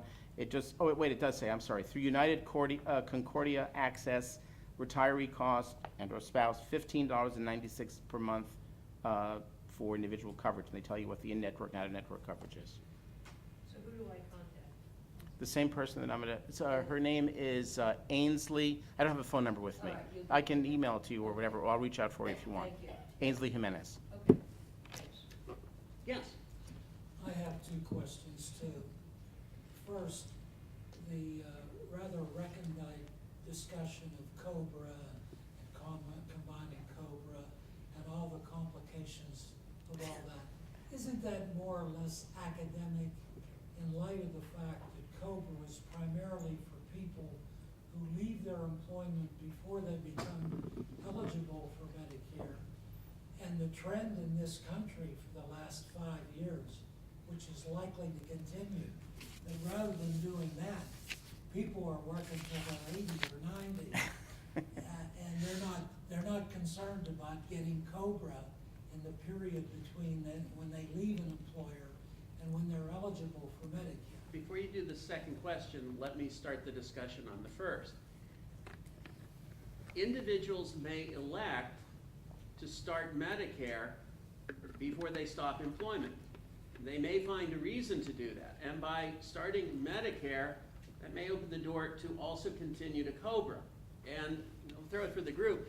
Sometimes a employer benefit, sometimes Cobra-ing, what once upon a time was an employer benefit, carries with it an incredible value, such that you want to really carry that Cobra benefit forever, or the employer benefit forever.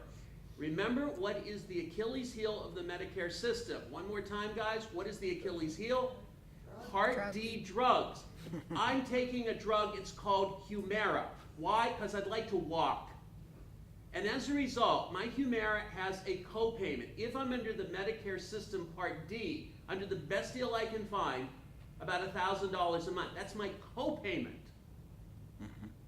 Now, I happen to have an incredible employer plan, a dumb employer plan, because they haven't picked up the idea that as more and more older people are utilizing drugs more and more, it's costing the plan more and more. But hey, I'll ride this horse till I can't ride it anymore.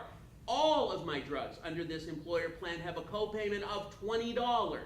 Oh my, let me see. Humira for $20, Humira for $1,000. I want the employer plan. I will pay more in the way of a Cobra to get access to that drug, because that drug means the difference of saving almost $1,000 a month. Now take that drug and multiply it 2 or 3 other times. I'm on immunosuppressants for a bunch of different reasons. Take that 1,000, now make it 5 or 10,000 a month. Oh my. And any of those drugs, are you kidding? Even if they change the plan next year, this year I'm going to stay with that plan. Thus, we often have people coming to us saying, how can I utilize some kind of coordination between Medicare, which is good in some ways, but my employer plan, which is good in other ways, i.e. drug. And even when that employer comes to an end, this is why people so often shoot themselves in the foot in terms of saying, I'm not going to enter Medicare at all. I'm going to stick with my employer plan. Well, remember, you're 68, and you have a window to enter Medicare of 8 months after your employer plan comes to an end. You didn't pick up Medicare at all. You just want to ride your employer plan till it drops. And then Cobra, it's essentially the same benefit, and I'm going to get it at a really cheap cost. And I want this, you've got 8 months to enter Medicare. And unfortunately, the way this works is, once you've not entered Medicare and start to Cobra and then enter Medicare, you just killed the Cobra. So understanding how these two are going to coordinate, and hopefully coming to us way early to the point of us being able to explain, what is your health situation? I'm taking Humira. I had a transplant. I'm going to be on immunosuppressants for the rest of my life. I'm this, I'm this, I'm this. The battleground, guys, is the drugs, because this is where the cost is. Let me give you a litmus test. How many of you right now take a drug every day? How many of you take more than a drug every day? How many of you take more than 3 drugs? More than 6 drugs? Welcome to your future. When you reach 65, statistically, from CMS and from, I'll use this private source, Kaiser Family, you're expected to take, on average, 6 prescription meds a day, every day. This is where the cost lies. You don't go to hospital every day, you don't see your doctor every day, you spend the money on your drugs every day.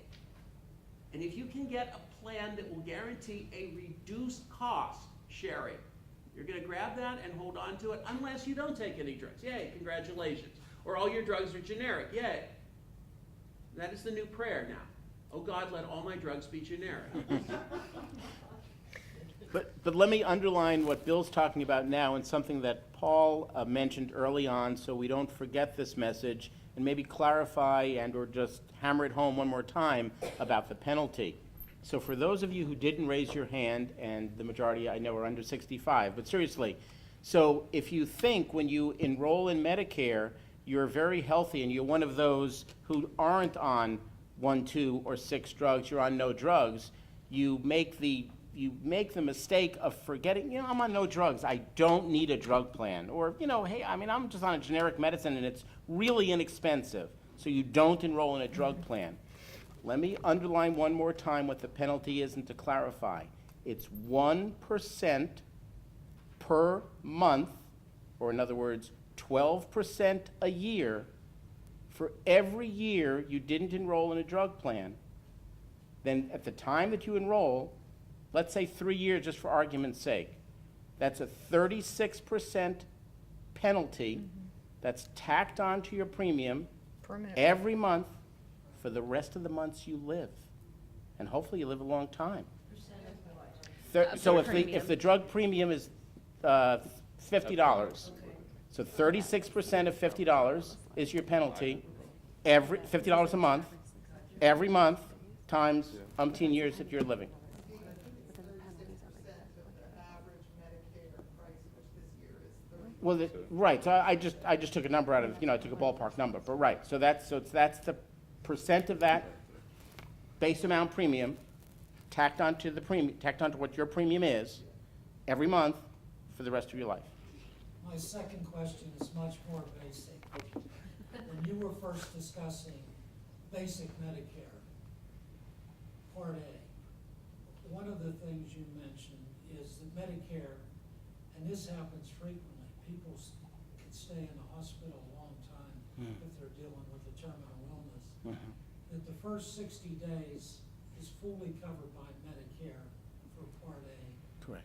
And then you mentioned the cost increases dramatically after that. Is it Oh, still? I did, not my fault. He's the one that did that. It's his fault. Are you the one that says the cost increases dramatically? Yeah, in your presentation. Is it stepped up like for each 30 days? And what Yeah. does it go up to in terms of the contribution of the Medigap insurer?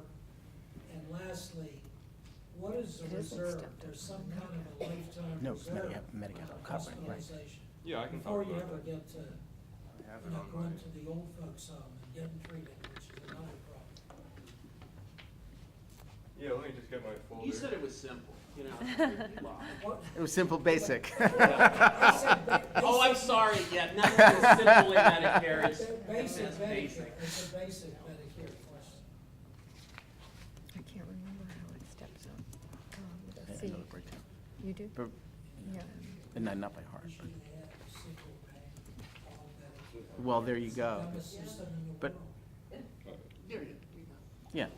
So, well, this is for 2014, but it's going to be pretty similar. So I think what you're asking is basically what are the numbers? After the 60 days. Yeah, after, Right. so after, from the 61st to the 90th day, it's $304 per day. $304 a day. Current numbers if Three- you Oh, want. she has the correct number. 300, where? So it's 315? 315 for days 61 to 90. And then days 91 and beyond, it's 630 There's your reserve, by the way. per When you day. said reserve, You get 30 reserve, 30 or 60 reserve days for your entire life. Up to 60. 60 days reserve. You use them, once they're They're gone. used, they're gone. you mean if you're in the first time for 60 days? No, that's- no, you first 60, Right. okay, that's paid for by paying your Right. deductible about 1,200 and change. Right, After that, then you go into another level where you start cost sharing, about $300-ish a day. Then, after that, you have a 60-day reserve. after 90 days. Right. From 90 to 150 days, you got a 60-day reserve, but you get it only 60 for your entire life. Once you've used that, that's it. And what'll happen after the 90th day? So 60 free, 60 to 90, about 300. After that, it's all on you. And even if you're in the reserve, that ain't good. That's about what, $600? $630 per day. Now, here's something else, and this is honestly what I wanted to clarify more than anything. When you say, oh, for 60, not necessarily. These are called benefit periods. And here's where this gets a little bit trickier. you have no guarantee that your stay in the hospital is going to terminate the running of those first 60 or next 30 or whatever number. What terminates the running of your days accumulating is effectively not using a Medicare covered facility. So once you go into the hospital, day one, under a Medicare covered system, Medicare covered service, the clock starts ticking. You have a upfront deductible about $1,200. Now, once you've paid that, or once you've effectively accumulated that obligation, the 60 days under the system is fully covered by Medicare Part A. But let's say that when you went into the hospital, you stayed there for 3 days, went home. But then you went back into a hospital, maybe not even that hospital, but a hospital under Medicare Part A. And the time between when you left and you went in the next time was only about 20 days. You must not have entered another hospital for a full 60-day period to start a new cycle running. If therefore I enter a hospital again after only 20, 30, something, anything less than 60, my first day at the hospital isn't day number 1, it's day number 4 and 5 and 6. So theoretically, by not breaking the cycle, I could keep this single cycle running indefinitely and ultimately using up my first 60 days and ultimately using up the next 30. Ultimately, I'm paying dollar for dollar the whole cost. Now, there's an addendum to that first question that's an important thing. This is why you get a Medigap. This is why you get anything. Because anything you're going to get is going to eliminate having to keep an accounting system of how many days. The systems tend to not want to keep that kind of book on you.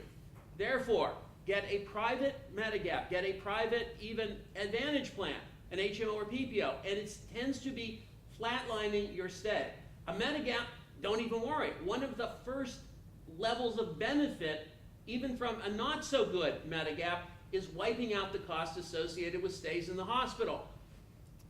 Wow, I get to stay in hospital and it doesn't cost me anything. Good for you. Or even if I get an Advantage plan, my co-payments are going to be measured for an entire stay. Okay, they're going to count sometimes the number of days to dictate how much it's going to cost, but once I've terminated that stay, the anticipation is I'm going to start a new cycle.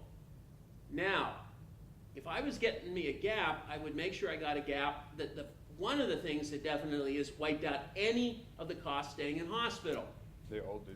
Well, all the ones that I have. Okay, but, and here's the one I'm getting at, there is another cost that you have to be concerned under Medicare Part A, and that's what happens when you go from the hospital that we'll call, by its technical term, an acute care facility, to the next stop in the train to better health, which is a skilled nursing facility. And that has a double-edged sword to it. Edge number 1, even with a Medigap, even with an Advantage plan, doesn't matter how good, there is a limit to the number of days that Medicare will allow you to be in that skilled nursing facility, and that number is 100. Even just Medicare Part A will pay the entire cost of the first 20 days in skilled nursing. The next 80, even with just Medicare A, is a cost sharing. About $150 is yours. But when that 100th day comes, and come it may, end of the line, Medicare or the Medigap or the Advantage plan or pretty much anything under the Medicare system is done with you. You are no longer considered primarily there for health care. You're there primarily for custodial care. It now flips to a long-term care facility, which is not under health care. Guess what? You may never even get to that. 100 days? Are you kidding? What a luxury. A, you could be told, sorry, you're not improving. You've plateaued. Therefore, out you get. Well before, because the argument is you're not rehabilitating. Therefore, if we keep you, it's under a custodial mode. Second, There is a new trend, guys. Know it. It's going to affect potentially all of you, even outside of the Medicare system. Here's the trend. Medicare says, for me to be able to go to the next step to a skilled nursing, Harmerville, rehab, UPMC, rehab, I must have been in an acute care facility for 3 midnights. The 3-day rule or the 3 midnight rule. Okay, if I do, when I go to this skilled nursing facility, Medicare is on the hook for at least some part of it. Medicare and Medigap is on hook for all of it.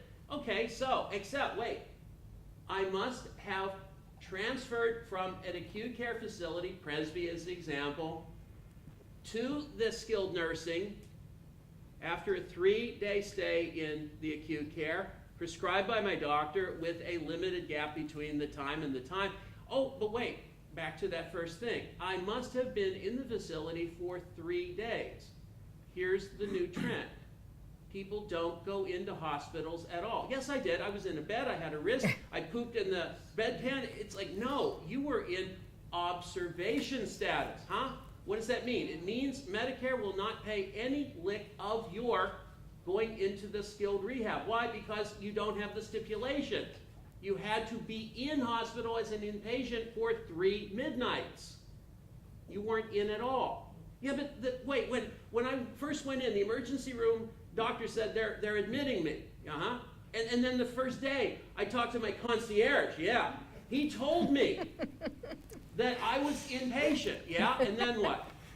I don't know. What happened was there was a review of your case by the hospital. They decided it was not to their interest to define you as an inpatient.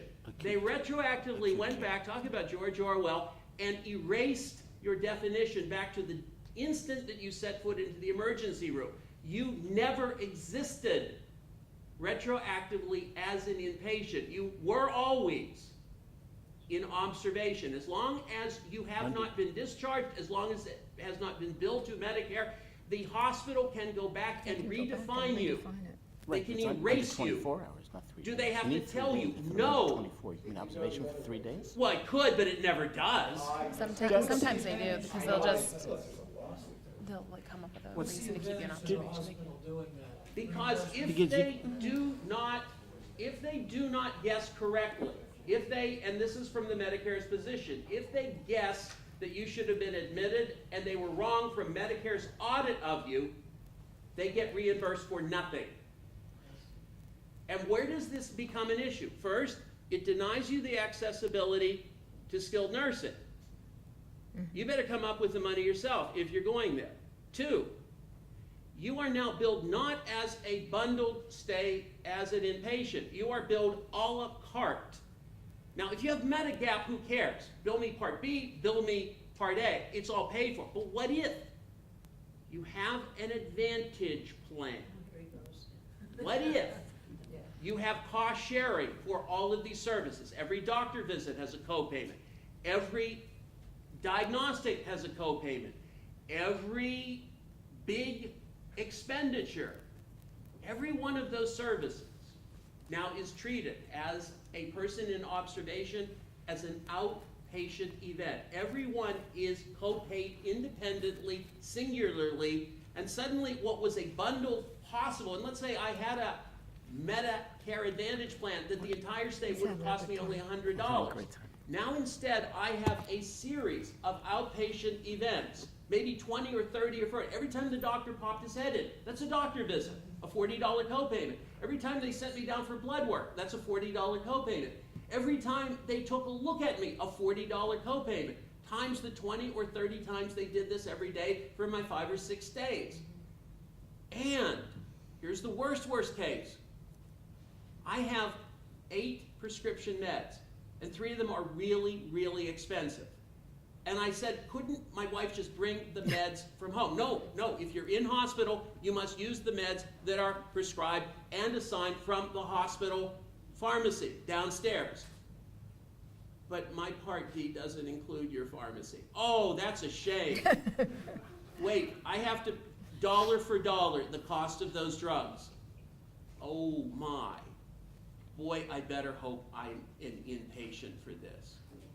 This is the potential of what you have to look at. We're looking at Now, Alan bankruptcy here. inserted something. I want to give him a chance for I just equal. wanted to ask whether you thought that Advantage plans ought to be renamed Disadvantage. Here, Advantage plans are great if you don't use them. Yeah, They exactly. look, it's like one of those model ships when you were a kid you built, and you knew you couldn't play with it because it would break. So it looks really great if you're using it for basic things. Visit a doctor, simple diagnostics. The premiums are cheap. Right. The co-payments are minimal, but you start ratcheting up the costs as you start using them more and more. And unfortunately, and here's one advantage, ironically, the Advantage plans could say, and they are doing this, maybe Medicare says if you transition from acute care to rehab, we don't cover it. And believe me, if they don't, Medigaps won't. But right now, UPMC and Highmark are saying that's okay. We're allowed to offer more coverage than what Medicare itself. And we will allow you to transition from a acute care that was in an observation status to a rehab. But you know what the other prayer is? You know, please God, let all my drugs be generic. The other prayer is, please God, let all my doctors take Highmark. Because the issue now is also we trade one with the other. One of the trades of being in the Medicare system under an Advantage plan is the networks. And from year to year, we've got to always keep an eye out, who are my doctors, who are my facilities, and who will allow me to go to these facilities. So remember, yes, you can transition from a acute care to a rehab, and it will be covered by your insurance, but you know what? You better go to the right rehab, one of ours, but I don't want to go to that one. Well, then I guess you're going to pay for it, aren't you? Zelda. I think I've been reading that Advantage plans may be on the way out, and you've addressed that before. What do you know about that? I see them staying, in terms of being marketed, relatively healthy. We've got a couple people that deal with that. What do you guys see? Anybody? And Crystal departed, so, okay, never mind. There's a hand. Yeah, go ahead. Yeah, I think they're here for the foreseeable future. Okay, number one, there's the current dispute between the two biggies are forcing people to look elsewhere, to other carriers to do Advantage plans. But the big thing that I see, frankly, is on the cost. Right. Somebody said before, that 380 payment you guys get here, that's tremendous. You're not Oh, that's- seeing that in the general Right. marketplace, okay? So people coming off group health plans that have been heretofore very expensive, premium $2,500 on a deductible, they can't wait to get on Medicare or the right Medicare plan. Well, let me tell you another deep. Again, from a network standpoint, the medical community are very receptive to the Advantage plans, particularly here in the Pittsburgh area. I mean, all the hospitals are in, you don't have to, get in the right plan. Outside of Highmark and UPMC, you can go to Aetna, you can go to United Healthcare. Those docs and facilities are all in network. And when you show folks that the Advantage plans include prescription drugs, Part D, dental, vision, and hearing, all of which would have to be added to a Medigap plan. Right. The cost is, Now, can increase. If I can just follow up on that, Bill. I mean, Okay, run with it. the question, or the comment and the follow-up question would be this. Clearly, it needs to be individualized. I mean, I agree with you that I think, from what I know, networks are here for a while, and Advantage plans are here for a while, just like we're familiar with networks, HMOs, PPOs, when we have employer group coverage. Having said that, it's a question that should be addressed that the individual doesn't think about at the time. And at least hearing someone to present some unbiased information, it's the cost and value of services that you'll get, let's say presently, what you're using now, keeping in mind that what is it worth for, let's call it for nothing else, peace of mind coverage, if you're not restricted to a network, be it an HMO or a PPO. I mean, realistically, and I'm not going to speak about companies, I don't wish to do that, but realistically, there are Medicare Advantage plans that are as high as $200 or more a month. So they have those bells and whistles that we're talking about, okay? paying for them. But they have a maximum out-of-pocket expense of either $3,400, $4,500, or $6,700. If a person is healthy and thinking, well, you know, I'm going to get, no company, I'm going to get the Cadillac plan of this company, the deluxe plan, that's $279 a month. I'm not going to be using too much of the, you know, I don't use too much services, so I'm really going to have some great coverage. And then lo and behold, a year or two later, unfortunately, they now have an illness, they now have something, but they can't get into a Medigap. So they don't have that freedom of choice for, or may not, let's just say it's not a guarantee. So they won't have the freedom of choice of going elsewhere. They can't go to a specialist without a referral. They can't go for a second opinion to a place of their choosing. And they may find, if that illness happens to come about when they're out of the network area, wherever that may be, even if they haven't chose one of the two biggies in this county right now, they may not have the coverage that they were hoping that they'd have. And keep something else in mind. The person that elects to go with an Advantage plan can only know what that plan is going to do for 1 year. Correct. That's the big thing, right? There are certain plans that have been pulled out in certain counties. Well, even right, if they're not agreed, pulled out, agreed. simply they stay, but their premiums change, their coverage change, the cost of the coverage changes. At least with the gap, as a comparison, what you got, you've got. Now, the premium to have the gap itself may change, but the benefit itself is locked in forever. Here's something else to keep in mind, too. Medigaps, again, looking at option 1 versus option 2. A Medigap is going to have a premium cost. The benefits are pretty much fixed by contract, and you have a sense of what the value is that you're paying for.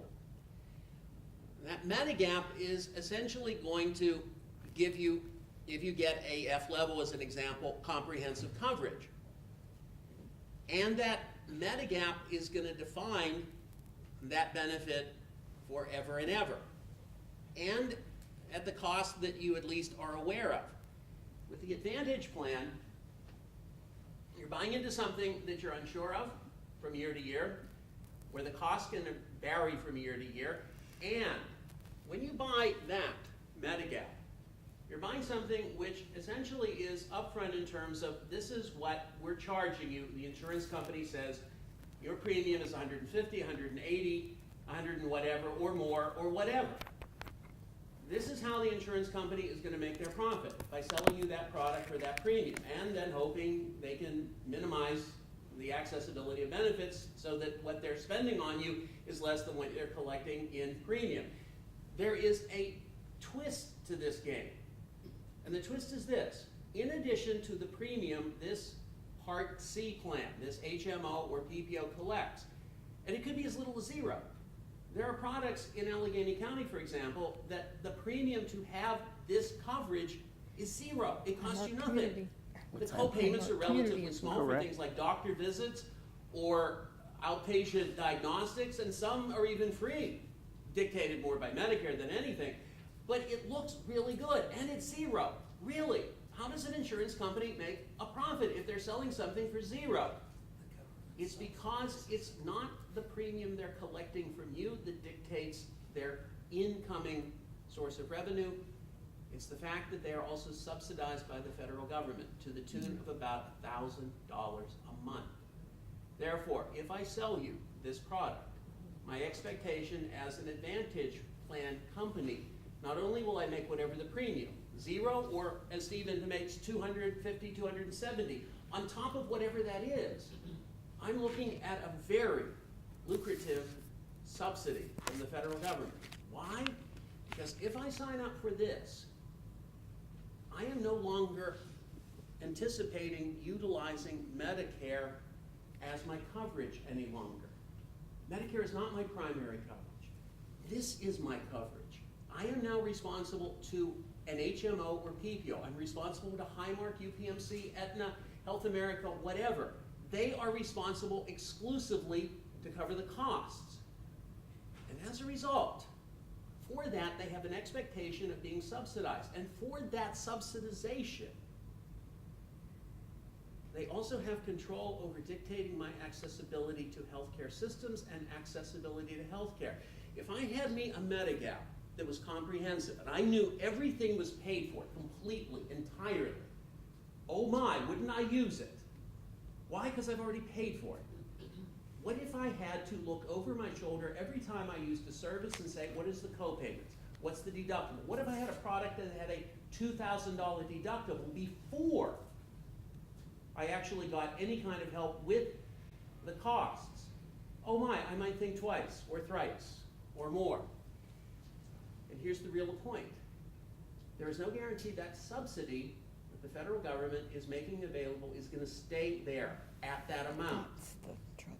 Correct. That creates a very ephemeral situation. If that subsidy ever goes down, ever goes away, so what's the insurance company's going to do? So, well, geez, I guess we're going to just have to eat the cost.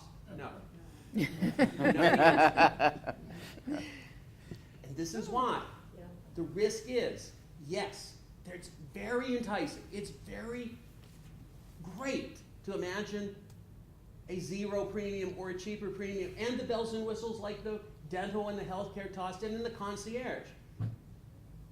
But the individuals have to understand there is a balance to this. There is value, but there's also obstacle just for both of them.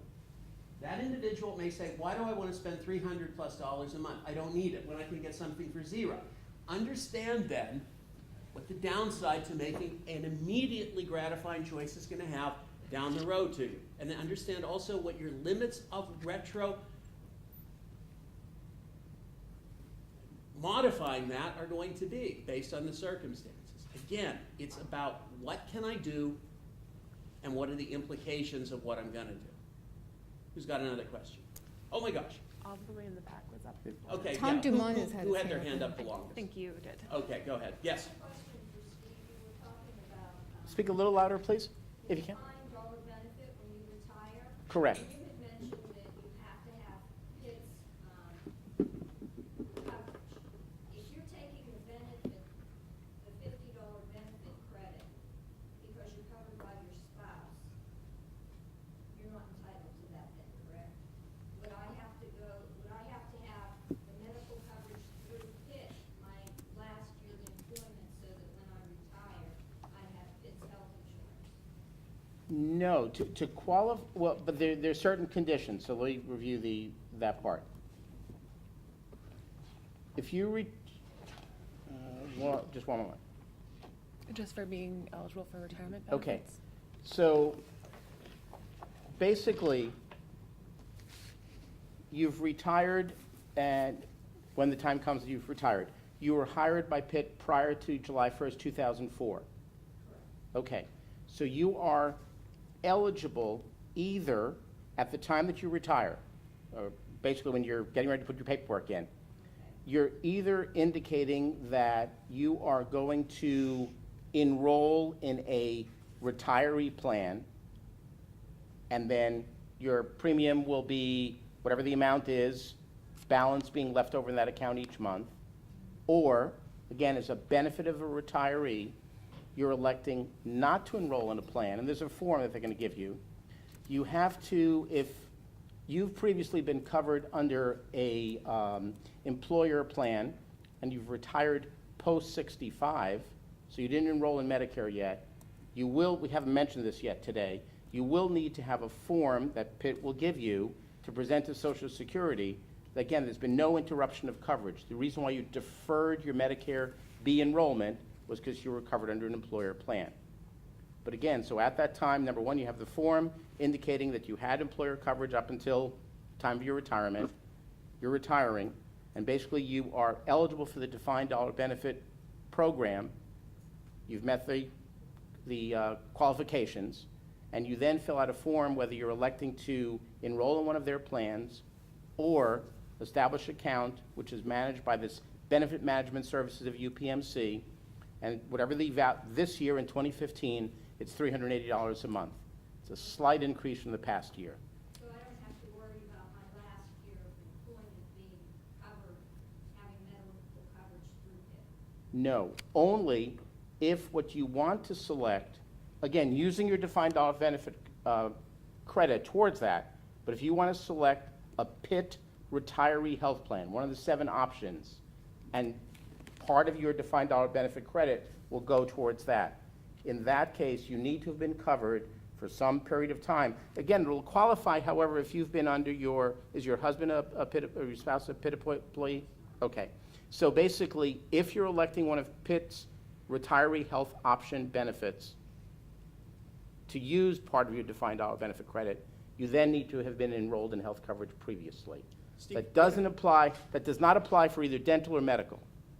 Is there a minimum number of years? Don't that know was my that. question. I don't, let's see, I For most of don't, my working life, I was never under the Pitt's plan. I was always something better that my spouse had, but I'd really like to leverage that retirement benefit. I'm figuring I have to at least be covered for some minimum time, and knowing what that minimum time is going to help. in this, it doesn't say. I mean, basically, it says you can continue your enrollment in the university-sponsored coverage, assuming you've had that, or, you know, you would use your defined dollar benefit credit the way you wish. So I don't know for sure that would be a minimum time. And as I said, the credits can't be used towards dental or vision, and you could opt for dental and vision care even if you didn't have it when you were working, and even if you didn't have Pitt you know, one of the University of Pittsburgh medical plans during employment. Were you ever covered under the employer's health benefit while working? Yes, Is it just recently you're not covered by their benefit? for quite a few years. Okay. If you're really interested, I think it's important, then what I recommend is let us get the specific information by reaching out to the benefits people at the university to find out what the minimum number of years you had to have in, and then let us get back to you. So before you leave, let us have your name and phone number so we can get back to you on that. Something about here, Yes. Right, that's correct. I've got a 85 or something. Right, that's right, It's a correct. public policy So that, question. right, so not a that's it. practical So if question. Okay. you're hired There after. seems to be, on the government's part, this real push with these Correct. deadlines, Correct. and That's what I'm penalties, and talking things like that, to get people signed up for Part B.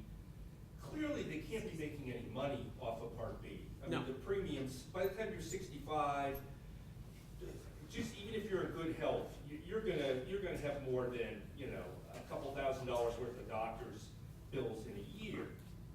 So why, Not necessarily. why are they being so strict? Do you think that the government would just assume people stay away from Part B, they'd be saving money, and then No, it's do all of this? a good question, and let me explain it this way. And here's how every presentation I do, that question arises. So if you are entitled to enter Part B at 65, if you choose not to and do not have a valid excuse or extension, when you finally attempt to enter Part B, you will be delayed under general enrollment for a period of about as much as a year.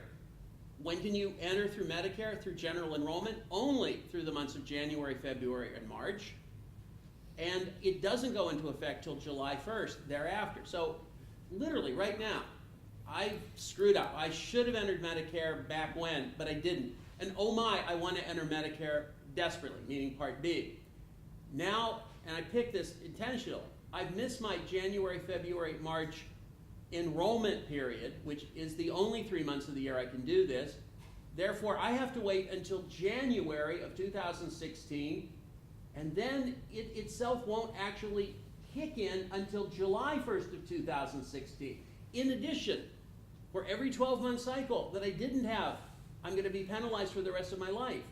Why? Not because of what you did, but because you're the collateral damage of another guy. Who's the other guy? The guy who says, now that he's turning 65, I don't need no stinking health coverage.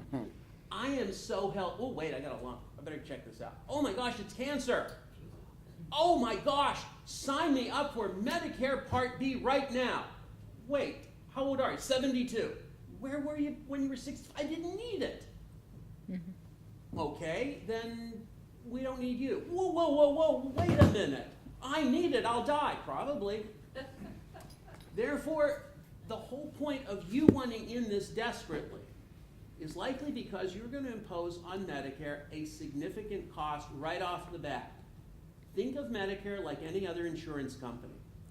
We want you at the point where you're going to pay in and not cost us anything. We want you to join the system when you're 65. We'll give you an exception. You've got an employer benefit that's offering an alternative, just like that.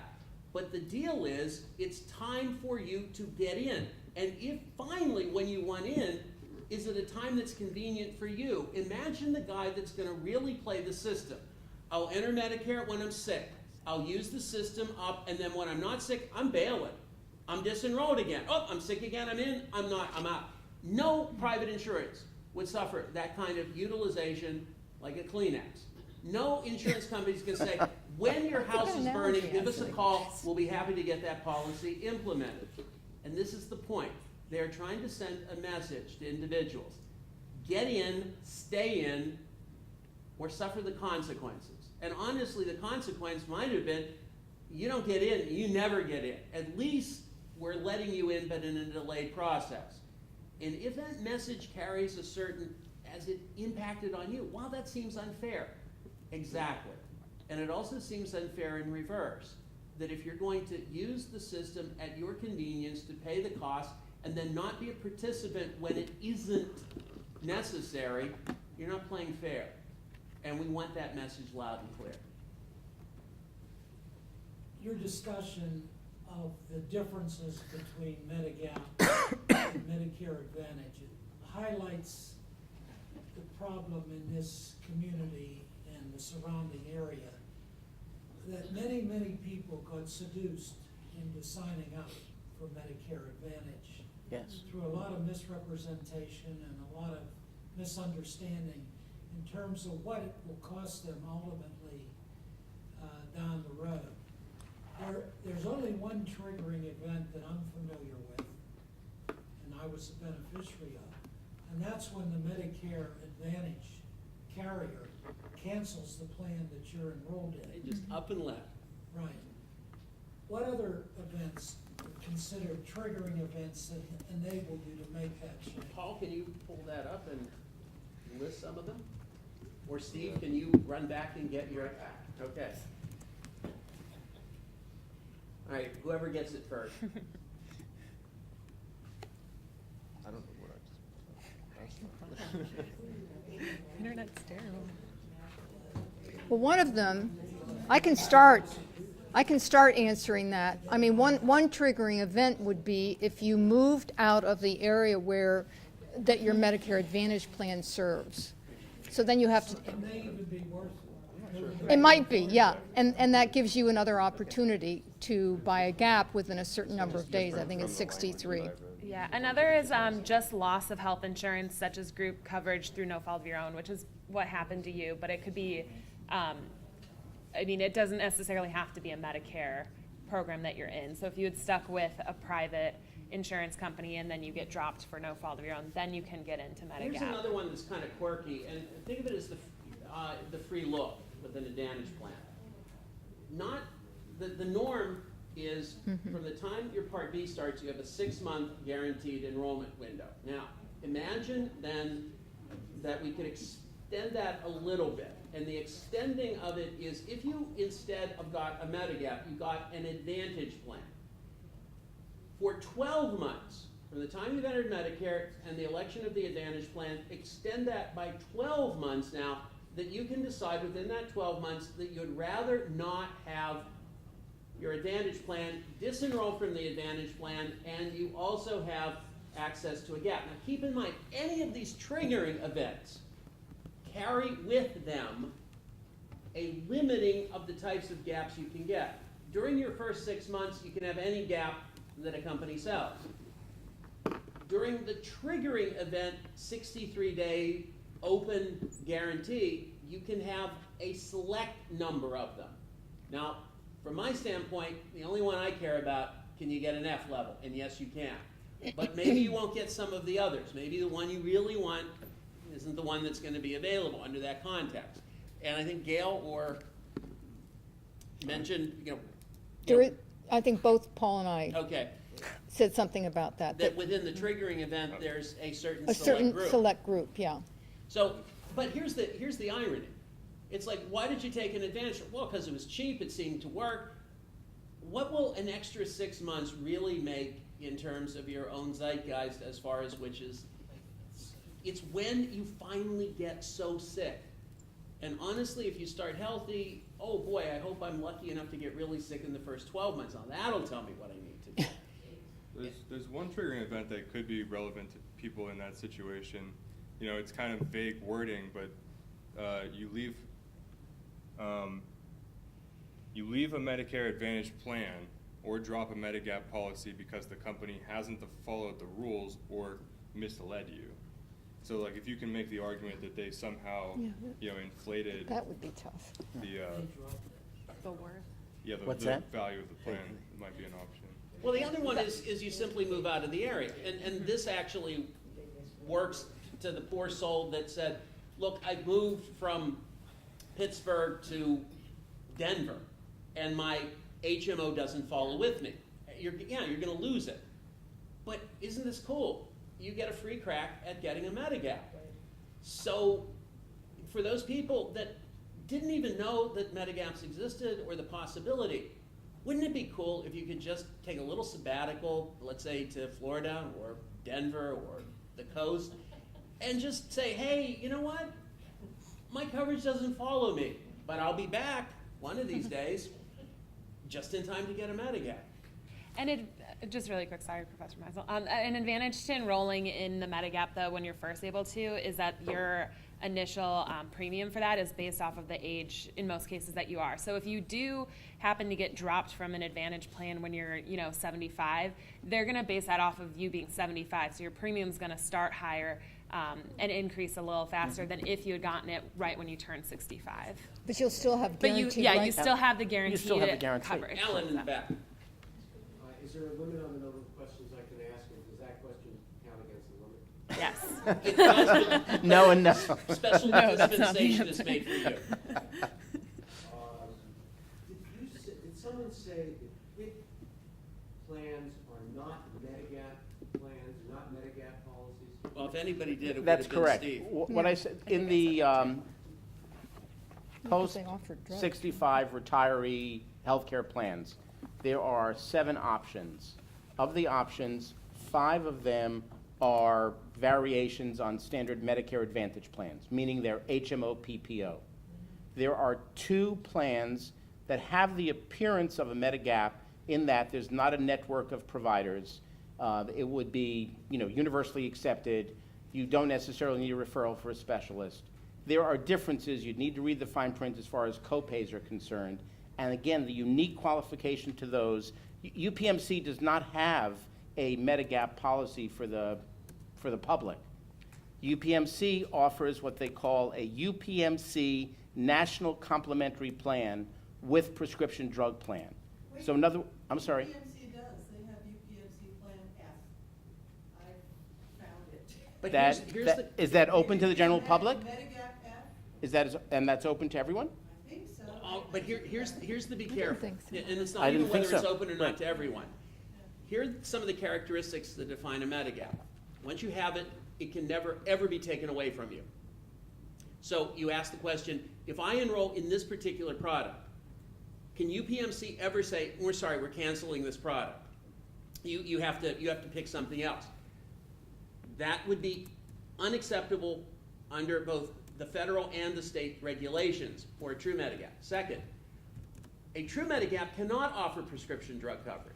Right. In fact, one of the characteristics of a true supplement is that under the current standard of purchasing a true supplement, you must buy a separate standalone Part D.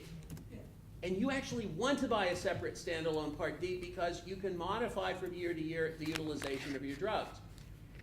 And obviously, is it truly, truly comprehensive, no deductibles? If you can answer yes to all 3, then I'd say yes. It looks like you got an honest-to-God Medigap. It is, it's hidden. But you're saying a UPMC Plan F, that's not this. No, it's not on there.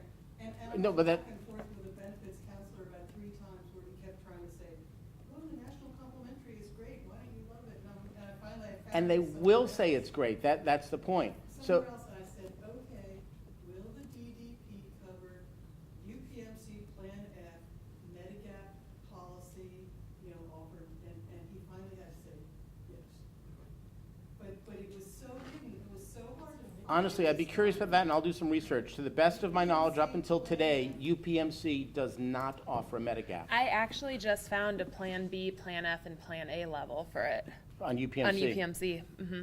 But I didn't know it existed until today too. So So, None of us did, going- because So just that's like you really had to go helpful. dig Thank them. you. When we talked to UPMC, Going they said, back- no, we don't have anything like that. So, Alan, going back to your question, I didn't forget. So, of the 7 products offered, the UPMC National Complementary Plan is not a traditional Medigap for the reasons I said, and that would be at a premium, again, yes, covered by your defined dollar benefit credit, but that would be at a cost to you of $365. So And really, the- it almost makes more sense to take a non-paid plan, get a. And use your credit, that's the point. So $365, right, you're not having any cost. They will tell you the convenience is, you don't have to wait to be reimbursed at the end of the year, you don't have to do this paperwork. I can handle the paperwork. Well, that raises really my second question, and this is a larger question, and that is, does Pitt have a fiduciary duty to make known this kind of information, which appears to be secret? I don't know the answer. Seriously, as I shared with you my own experience, the Pitt Human Resources Office will refer you, as soon as you use the word, well, wait, you're 65 retiree, we don't handle that. It's handled by UPMC BMS, which is Benefit Management Service. They're located at that, nonprofit organization building down on Grant Street. It used to be the U.S. Steel building. That's where their office is located, the nonprofit office, of course. Yeah. And honestly, it took 3 phone calls even to understand that, and then it got hidden under the fact, because it is a little confusing, I understand. Well, wait, you may not qualify for the defined dollar benefit credit. How long were you on Pitt faculty? How long was I on Pitt faculty? Almost 30 years. So yes, I have the. Does UPMC have a written brochure of any sort with the plans that they offer in it to Pitt retirees? Yes, you have to ask for it from Benefit Management Service. That's the one you mentioned only comes in October. Correct. Yeah, okay. And my final question is, what is the defined, the DDB index to? Do you know? It increases every year, but it must be tied to some index. I don't know. I don't know. Yeah, I mean, really important, is it a medical index, a medical inflation, or is it just a general consumer price index? Because if it's just a general one, that means that costs are going to eventually exceed what the DDB is. I don't know. I mean, I only know that it they- increased, this year it increased to 380, and you have some history of what it was previously. it was 337, but I don't know what year that is. But it is.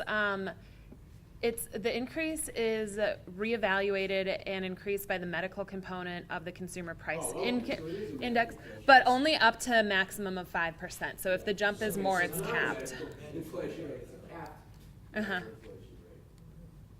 Yep. That's a big difference. Yes. Tom. Oh, sorry, I did. Okay. I have a couple of questions, but the first one relates to sort of highlighting what you and others have been saying about the advantage of having a Medicare policy. It's been especially long with Medigap F. And to me, if you can afford it, that's the only thing to do, particularly because there's some trick like this. You can always buy down in the future, right?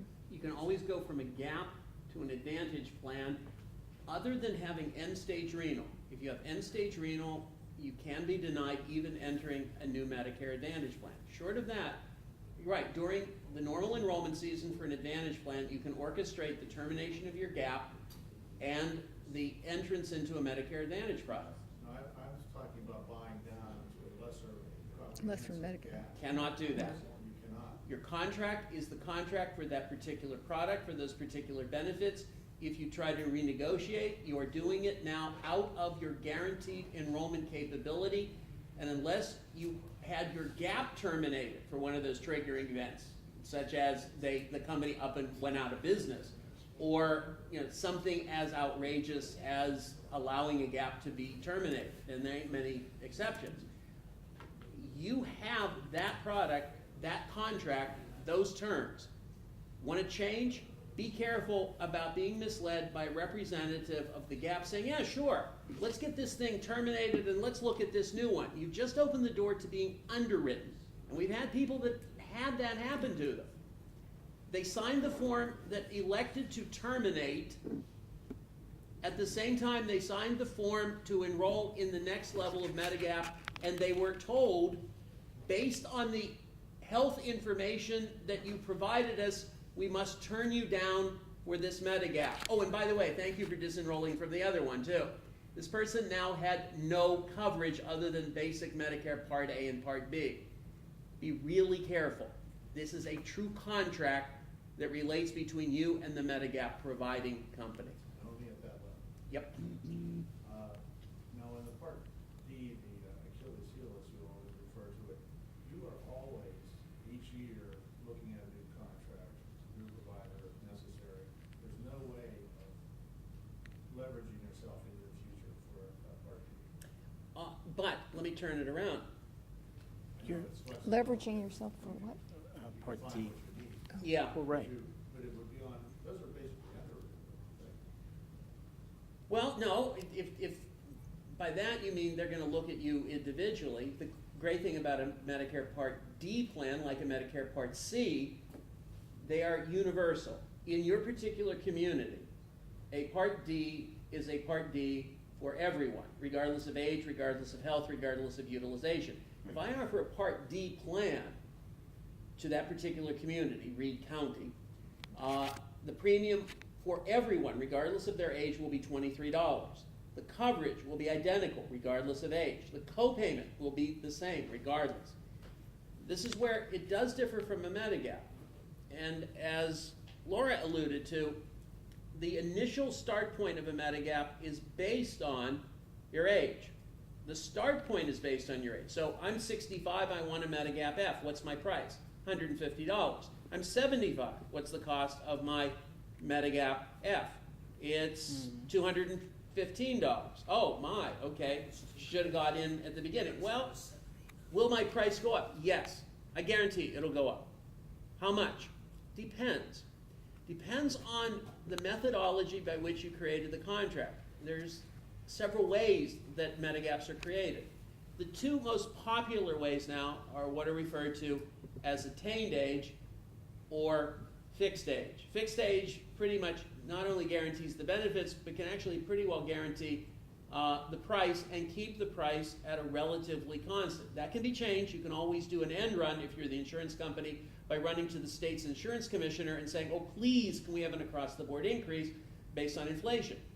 But the more common way that Medigaps are priced up is what's called attained age, meaning built into the contract is a specific characteristic that says when you reach a certain age, could be the next year, could be 2 years from now, there will be an increase, and that's typically defined as a percentage increase. Now, why is that important?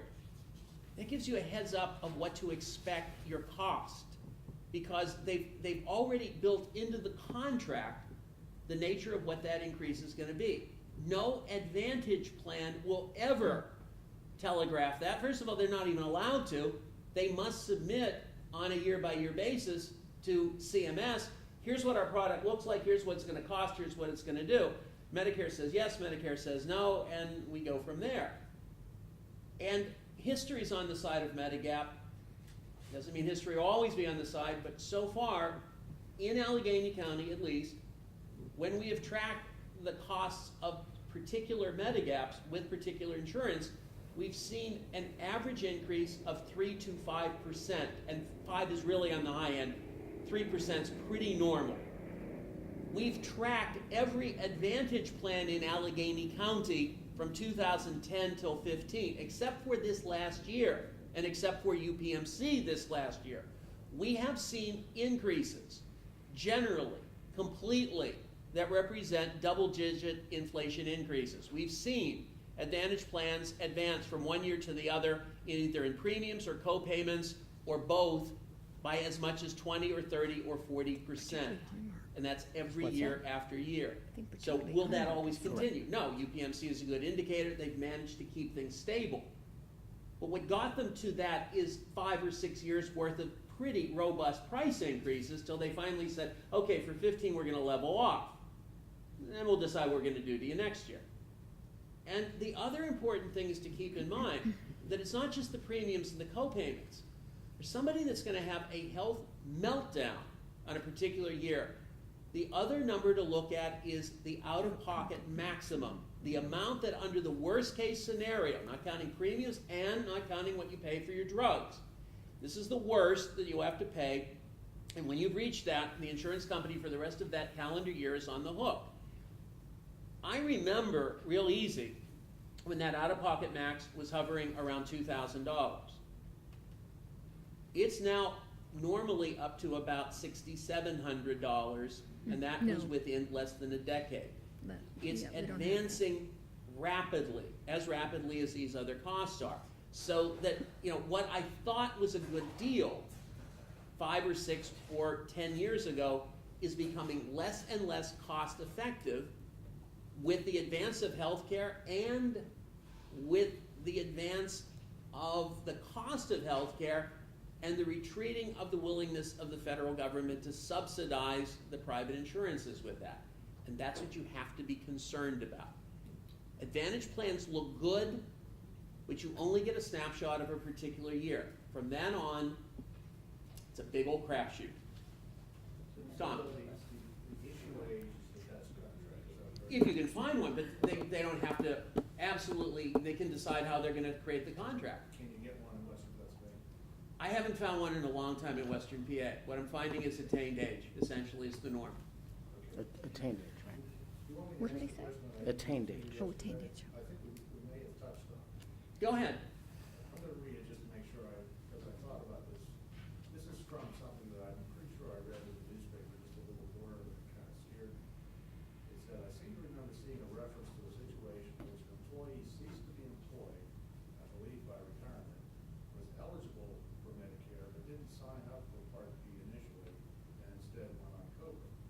And again, my recollection is that what this article said was the Cobra provider declined to pay certain expenses, saying that because the individual was eligible for Medicare but didn't take Medicare, its Cobra coverage was secondary. If anybody has an explanation for that, I may have heard Paul give one. And the argument is, it isn't just you're covered, it's you're eligible to be covered, and therefore.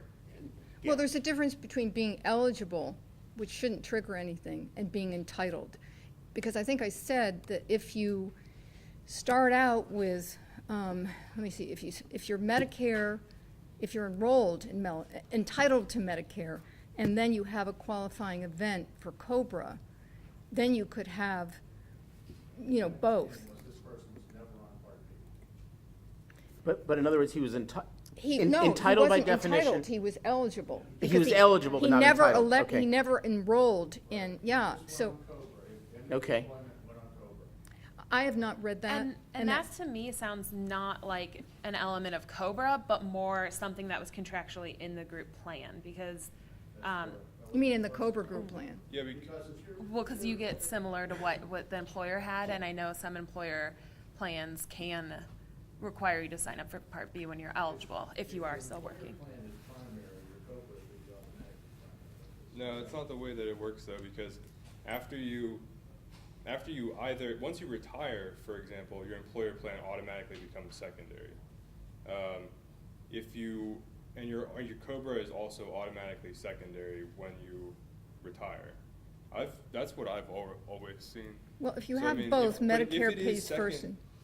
Yeah, Medicare will pay first, but even usually when something like that happens, the secondary payer they have the if they become secondary, which means that they have the option to require that you have Medicare. But That's not Cobra, that's not on the same terms as pre-existing. yeah, but that's how Cobra works for people who are retired and Medicare eligible. Well, That's my understanding of it anyway. I'm not sure about that. I'm less adamant, and you've raised an issue, and honestly, I've wanted you to ask the question, not so much that I knew we were going to have a definitive answer. for two reasons. One, I wanted to get the question, before us so we could start playing with it, but also to indicate for the group, this is how it comes. When we're contacted likely with something that comes out of left field, and our strength is to say, look, we aren't aware now for sure, but we promise you we will be and get back to you. Do not anticipate we're going to know the answer to everything immediately. Do anticipate this, that by dropping it on our doorstep, we're the entity that is going to sit down and really mitigate that as best as we can and get back. It might not be the answer you want, but it's going to be an answer that is well researched and well thought out and attempting to. And I'll raise an issue, and I won't go into the details. I know of two people here in this room right now that have brought to our doorstep a significant issue and said, look, I'm not sure how this works. And it is my pride to be able to say that for two of these individuals, when we were done with the process, they knew more about what they were supposed to do, more to leverage that situation, more of how it was going to affect, and less uncertainty and less frustration and anxiety. Wouldn't you say that was correct, Tom? I think that's always correct. Bill, can I add just one thing to that, Bill? And that is that when I was talking about how do you know what your COBRA rights are, when you begin employment with an employer, you should be, within a certain number of days, informed as to what your COBRA rights are. And and that can be in the form of the summary of the plan description or a general notice. And that's the kind of information I would expect somebody would be put on notice of long before they were, or before a Medicare entitlement event occurs or eligibility or But the irony is, COBRA. who's going to think? It's like, You're not gonna read hey, that. who knew to ask? That's true, yeah. Well, let me just say, I thought maybe Paul gave another answer in this initial presentation, because on the coordination of benefits page, it says employer coverage of Medicare, fewer than 20 employees, Medicare is primary. Yeah, but that only holds true while you're still working. So after employment ends, the rules all switch around. But if your employment coverage was secondary to Medicare, then I would expect your COBRA. Yeah, you would expect, and here's what else twists it. And again, and I know Paul mentioned it, imagine instead of, it's like, hey, I'm relatively healthy, I'm just trying to, utilize the system effectively. Let's say you're end-stage renal. That 30-month coordination? 30 month. Yeah, 30-month coordination period. This is from the point in which I'm defined as end-stage renal. And now I'm technically automatically eligible to enter Medicare. There's no wait time. The fact that I'm 47, I'm still eligible to enter Medicare. What if instead of just purely entering Medicare, I elect to try to coordinate Medicare with an employer benefit, or with a COBRA benefit, or with something else? Now there's a period of time, almost 3 years, called a coordination of benefit time, where it's a special system of when Medicare is first and when the employer plan is second, when the COBRA is first, when the Medicare is second. And everything you think in terms of being a non-special circumstance, you could just about bet it's going to flip under end-stage renal. Why? Because Medicare really, really wants to stay away from the exorbitant cost of defining you under this 30-month period. And you can almost bet that anything that's not Medicare is going to come in as the primary, and even if under other circumstances, it's going to offset.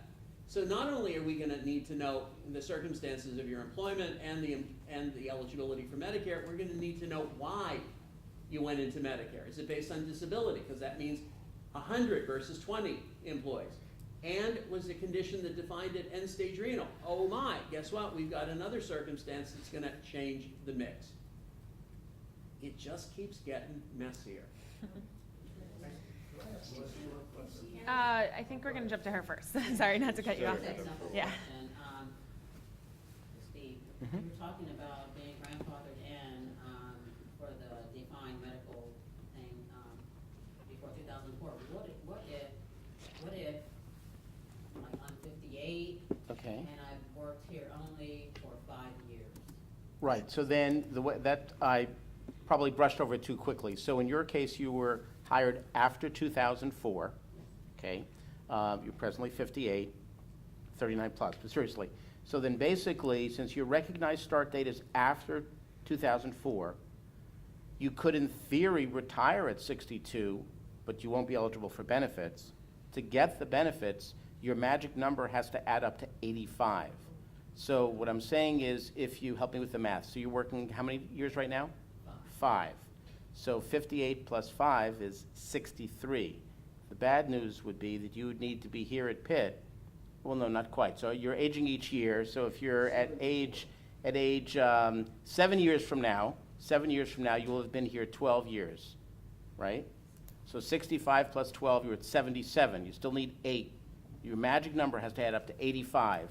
Your age plus years of service have to add up to 85 to get the defined dollar It's age benefit. 73. Correct. You'll be working for a little while now. Said you'll be working for a No, little while. more than 12. No, younger than 73. 85 minus 12. Accumulate 2 points every year. Correct. One because you get a year older. And another year of service. Okay. So 85 less 58 is 27. 27 divided Correct. by 2 is 13 and a half. No, but she already has 5 years. Remember, she's at 63. She has 5 years of service already. Yeah, Okay, so right now she's the number 63. right. Okay, needs to get to 85. Needs Okay, so 22. I'm sorry, so 63 from 84. Correct, 22.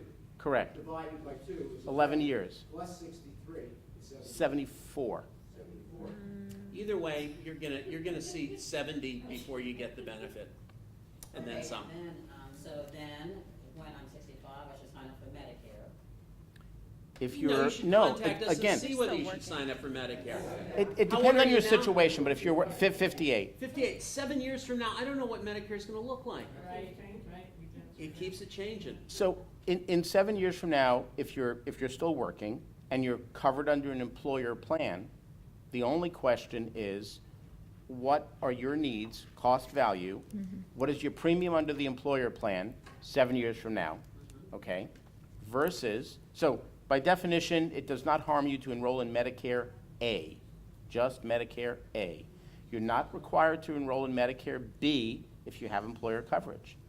So at 65, though you're not entitled, but eligible for Medicare, the question is, what is your situation then? And by I all need to means, insert come see us. something here, though, because this is a key, and it's not that anybody said anything wrong, they just didn't say enough. There is a point in which you are required to enroll in Part A. Here's the imagining. Correct. Once upon a time, when I turned 62, I was eligible to start my Social Security retirement benefit. And I said, yeah, let me do it. Or at age 63 or 64, at age 65, I could do it. Now it's come my time to enter Medicare. And I say to Social Security Administration, which is the enrolling entity of Medicare, no, I don't think I want Medicare. And Social Security says, yes, you will. I said, no. I was told I don't have to enter Medicare. Yes, you do not have to enter Medicare Part B. But if you elect to take your Social Security benefit, your retirement benefit, you must also have Part A. Now, it won't cost you anything, and it probably won't do much if you're still doing your employer benefit. But you will get Part A, or you will surrender your Social Security benefit. Oh, not only surrender, you'll back pay every amount of what you collected from the time you started up till that point when you're dropping. It's just one of them things. If you want your Social Security benefit, now chances are you're probably going to start Social Security, if you're working, after you potentially could start Medicare. Because for most people now, it's 66 going on 67. But theoretically, if you do start your retirement at 2 or 3 or 4 or 65, anticipate so you're not surprised when Social Security says, no, you must take your Part A or you must cease and return all the benefits. Just know that. And just real quick, I ran the numbers. At 69, you'll have 16 years of service, and so that adds up to 85. So it's not as bad as all the math I was making it sound. So 69 would be Because the youngest if you're 69 able to plus work years of till then. service. Now, it's only, what, 11 years? You can I'm not saying it's ideal, but just so you would know that. Go ahead. Yeah. If you keep working. No, that's, our math was off, they're saying, years of service. And it sounds like the service you folks offer is a great service. And so if we project into the future a little bit, we all retire and we take our various options and do different things. And inevitably, as I know from taking care of elderly and now deceased parents, that problems are going to arise with Medicare and with the various insurances and things like that. Is there a service that helps people like an ombudsman or something like that? Once we've done this and we have problems, you know, why didn't you cover this? It says here you're supposed to cover this. You know, you're claiming I'm an observation. I say I'm an inpatient. You know, those sorts of things. Is there a service like what you offer to help people after they've already? Yeah, it's called the Medicare appeals process. There is an ombudsman, which you bring to the doorstep of the ombudsman and say, oh, look at the terrible thing that happened. And I can almost guarantee you, they're going to say, well, did you go through the normal appellate process? Did you file an appeal with the provider for denial of benefit, denial of coverage for this particular cost? Under even the best coverage you can get, even under Medicare A, B, and a Medigap, there is always the possibility that Medicare itself will say, I'm sorry, this wasn't a necessary service under the circumstance. But the doctor said it was. It doesn't matter what the doctor says. We think under this set of circumstances, you didn't need this diagnostic. You didn't need this level of care. You didn't need this thing. Denied, not paid, which means the Medigap says, oh, thank you. We don't have to pay for it either. Medicare drives the direction. Or someone lied to me, someone fibbed to me, someone wasn't completely candid with me. The first likelihood that the ombudsman is going to say is, what's the normal process of appeal? What's the normal process of working with in-house? If there doesn't exist one, then you ask the ombudsman to please consider. I'm going to tell you a real story. I'm going to tell you, it's kind of a secret story, but it shows the capacity of an ombudsman to do an incredible thing. Here goes the story. I get a call from a gentleman who says, my wife is making my life a living hell. And here's why. Her mother, my mother-in-law, she's okay, but please, went back to India. And when she did, she was a US citizen, completely covered, well into the Medicare system, and she said, I'm going back to live in India. I'm going to live in India for a long, long time. I'm ideally going to die in India. It's a true story. I therefore don't need Medicare at all. I'm just going to give it up. Why would I want to pay, you know, this extra money? So back to India she goes. A few years later, 3-4 years later, she contracts a terrible disease. And not that an indication on the healthcare system in India, but it was just impossible to treat her to the level that she could have been treated in the United States. Back she comes to the United States to be treated. But she has no Medicare Part A, no Medicare Part B.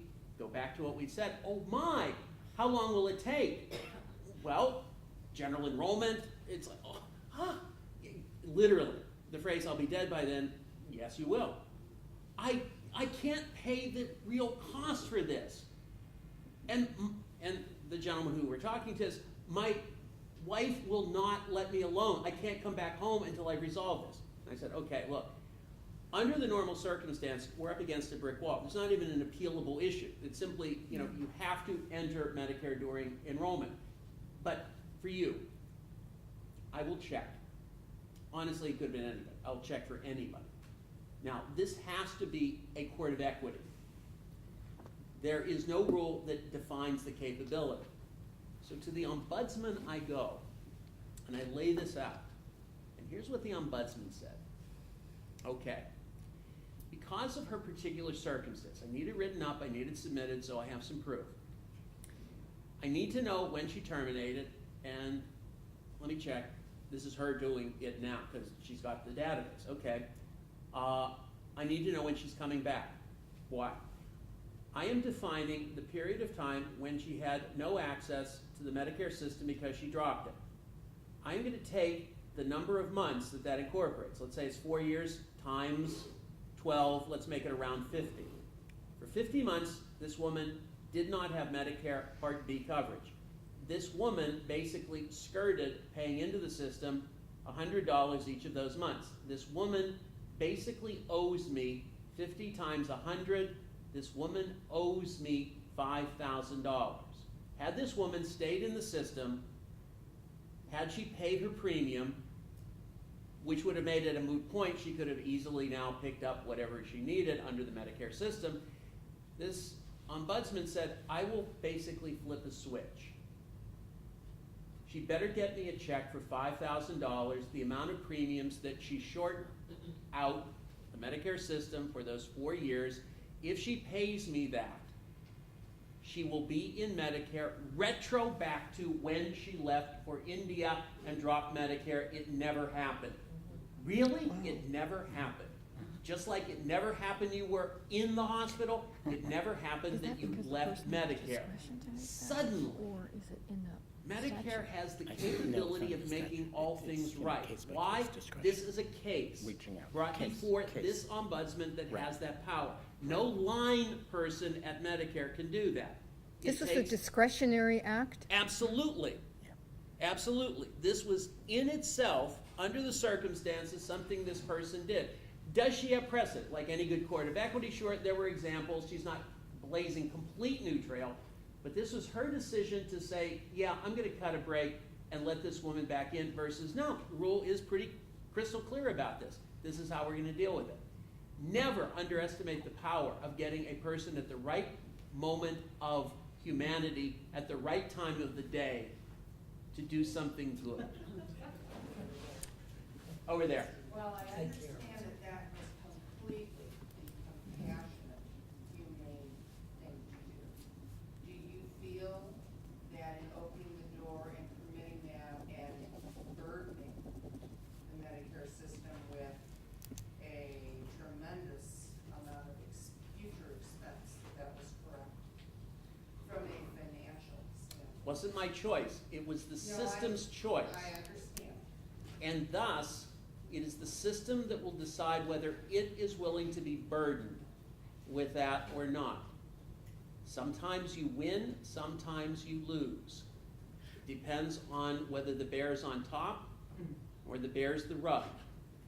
So then the next person who would have that same issue, you have to hope that you get a compassionate individual at the correct time of day that's willing to flip the switch. exactly, and we're back to the issues of when is there some clear room to make a determination. This is when we're appealing.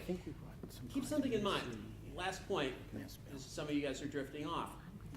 The idea of appeal is structured, but it's also a long, drawn process that requires an individual to be diligent and persistent and committed. And you know what is the sad thing?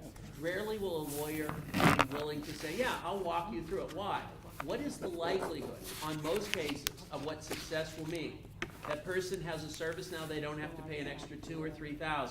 That person has access to a drug that they don't have to pay an extra $2,000 or $3,000 or $5,000.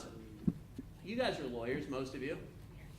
Would you be willing, without having to do pro bono, take a case that you're going to invest hundreds of hours in and say, you know what, I only need a couple $100. This is what individuals are faced with. They're up against a system that demands an investment of time and effort and energy, and the less likelihood that a professional is going to say, sure, I'll take you and I'll walk you through the process. They are at it by themselves. If they're lucky, there is a pro bono service. If they're lucky, there's a lawyer who's in the mood. If they're lucky, there's a class action of cooking. If they're not, they do this themselves. They represent themselves in an administrative law setting and hope that they've got all their dots crossed and T's. If not, too bad. And this is why, so often, cases never make it to an administrative law judge because they get tired and burned out and frustrated, and they say, you know what, how much do I owe? $1,000? Great, I'll stroke the check, let it be done, let me get on with life. If there's no other questions, guys, we are going to adjourn. Thank you so much for giving your afternoon. Thank you all.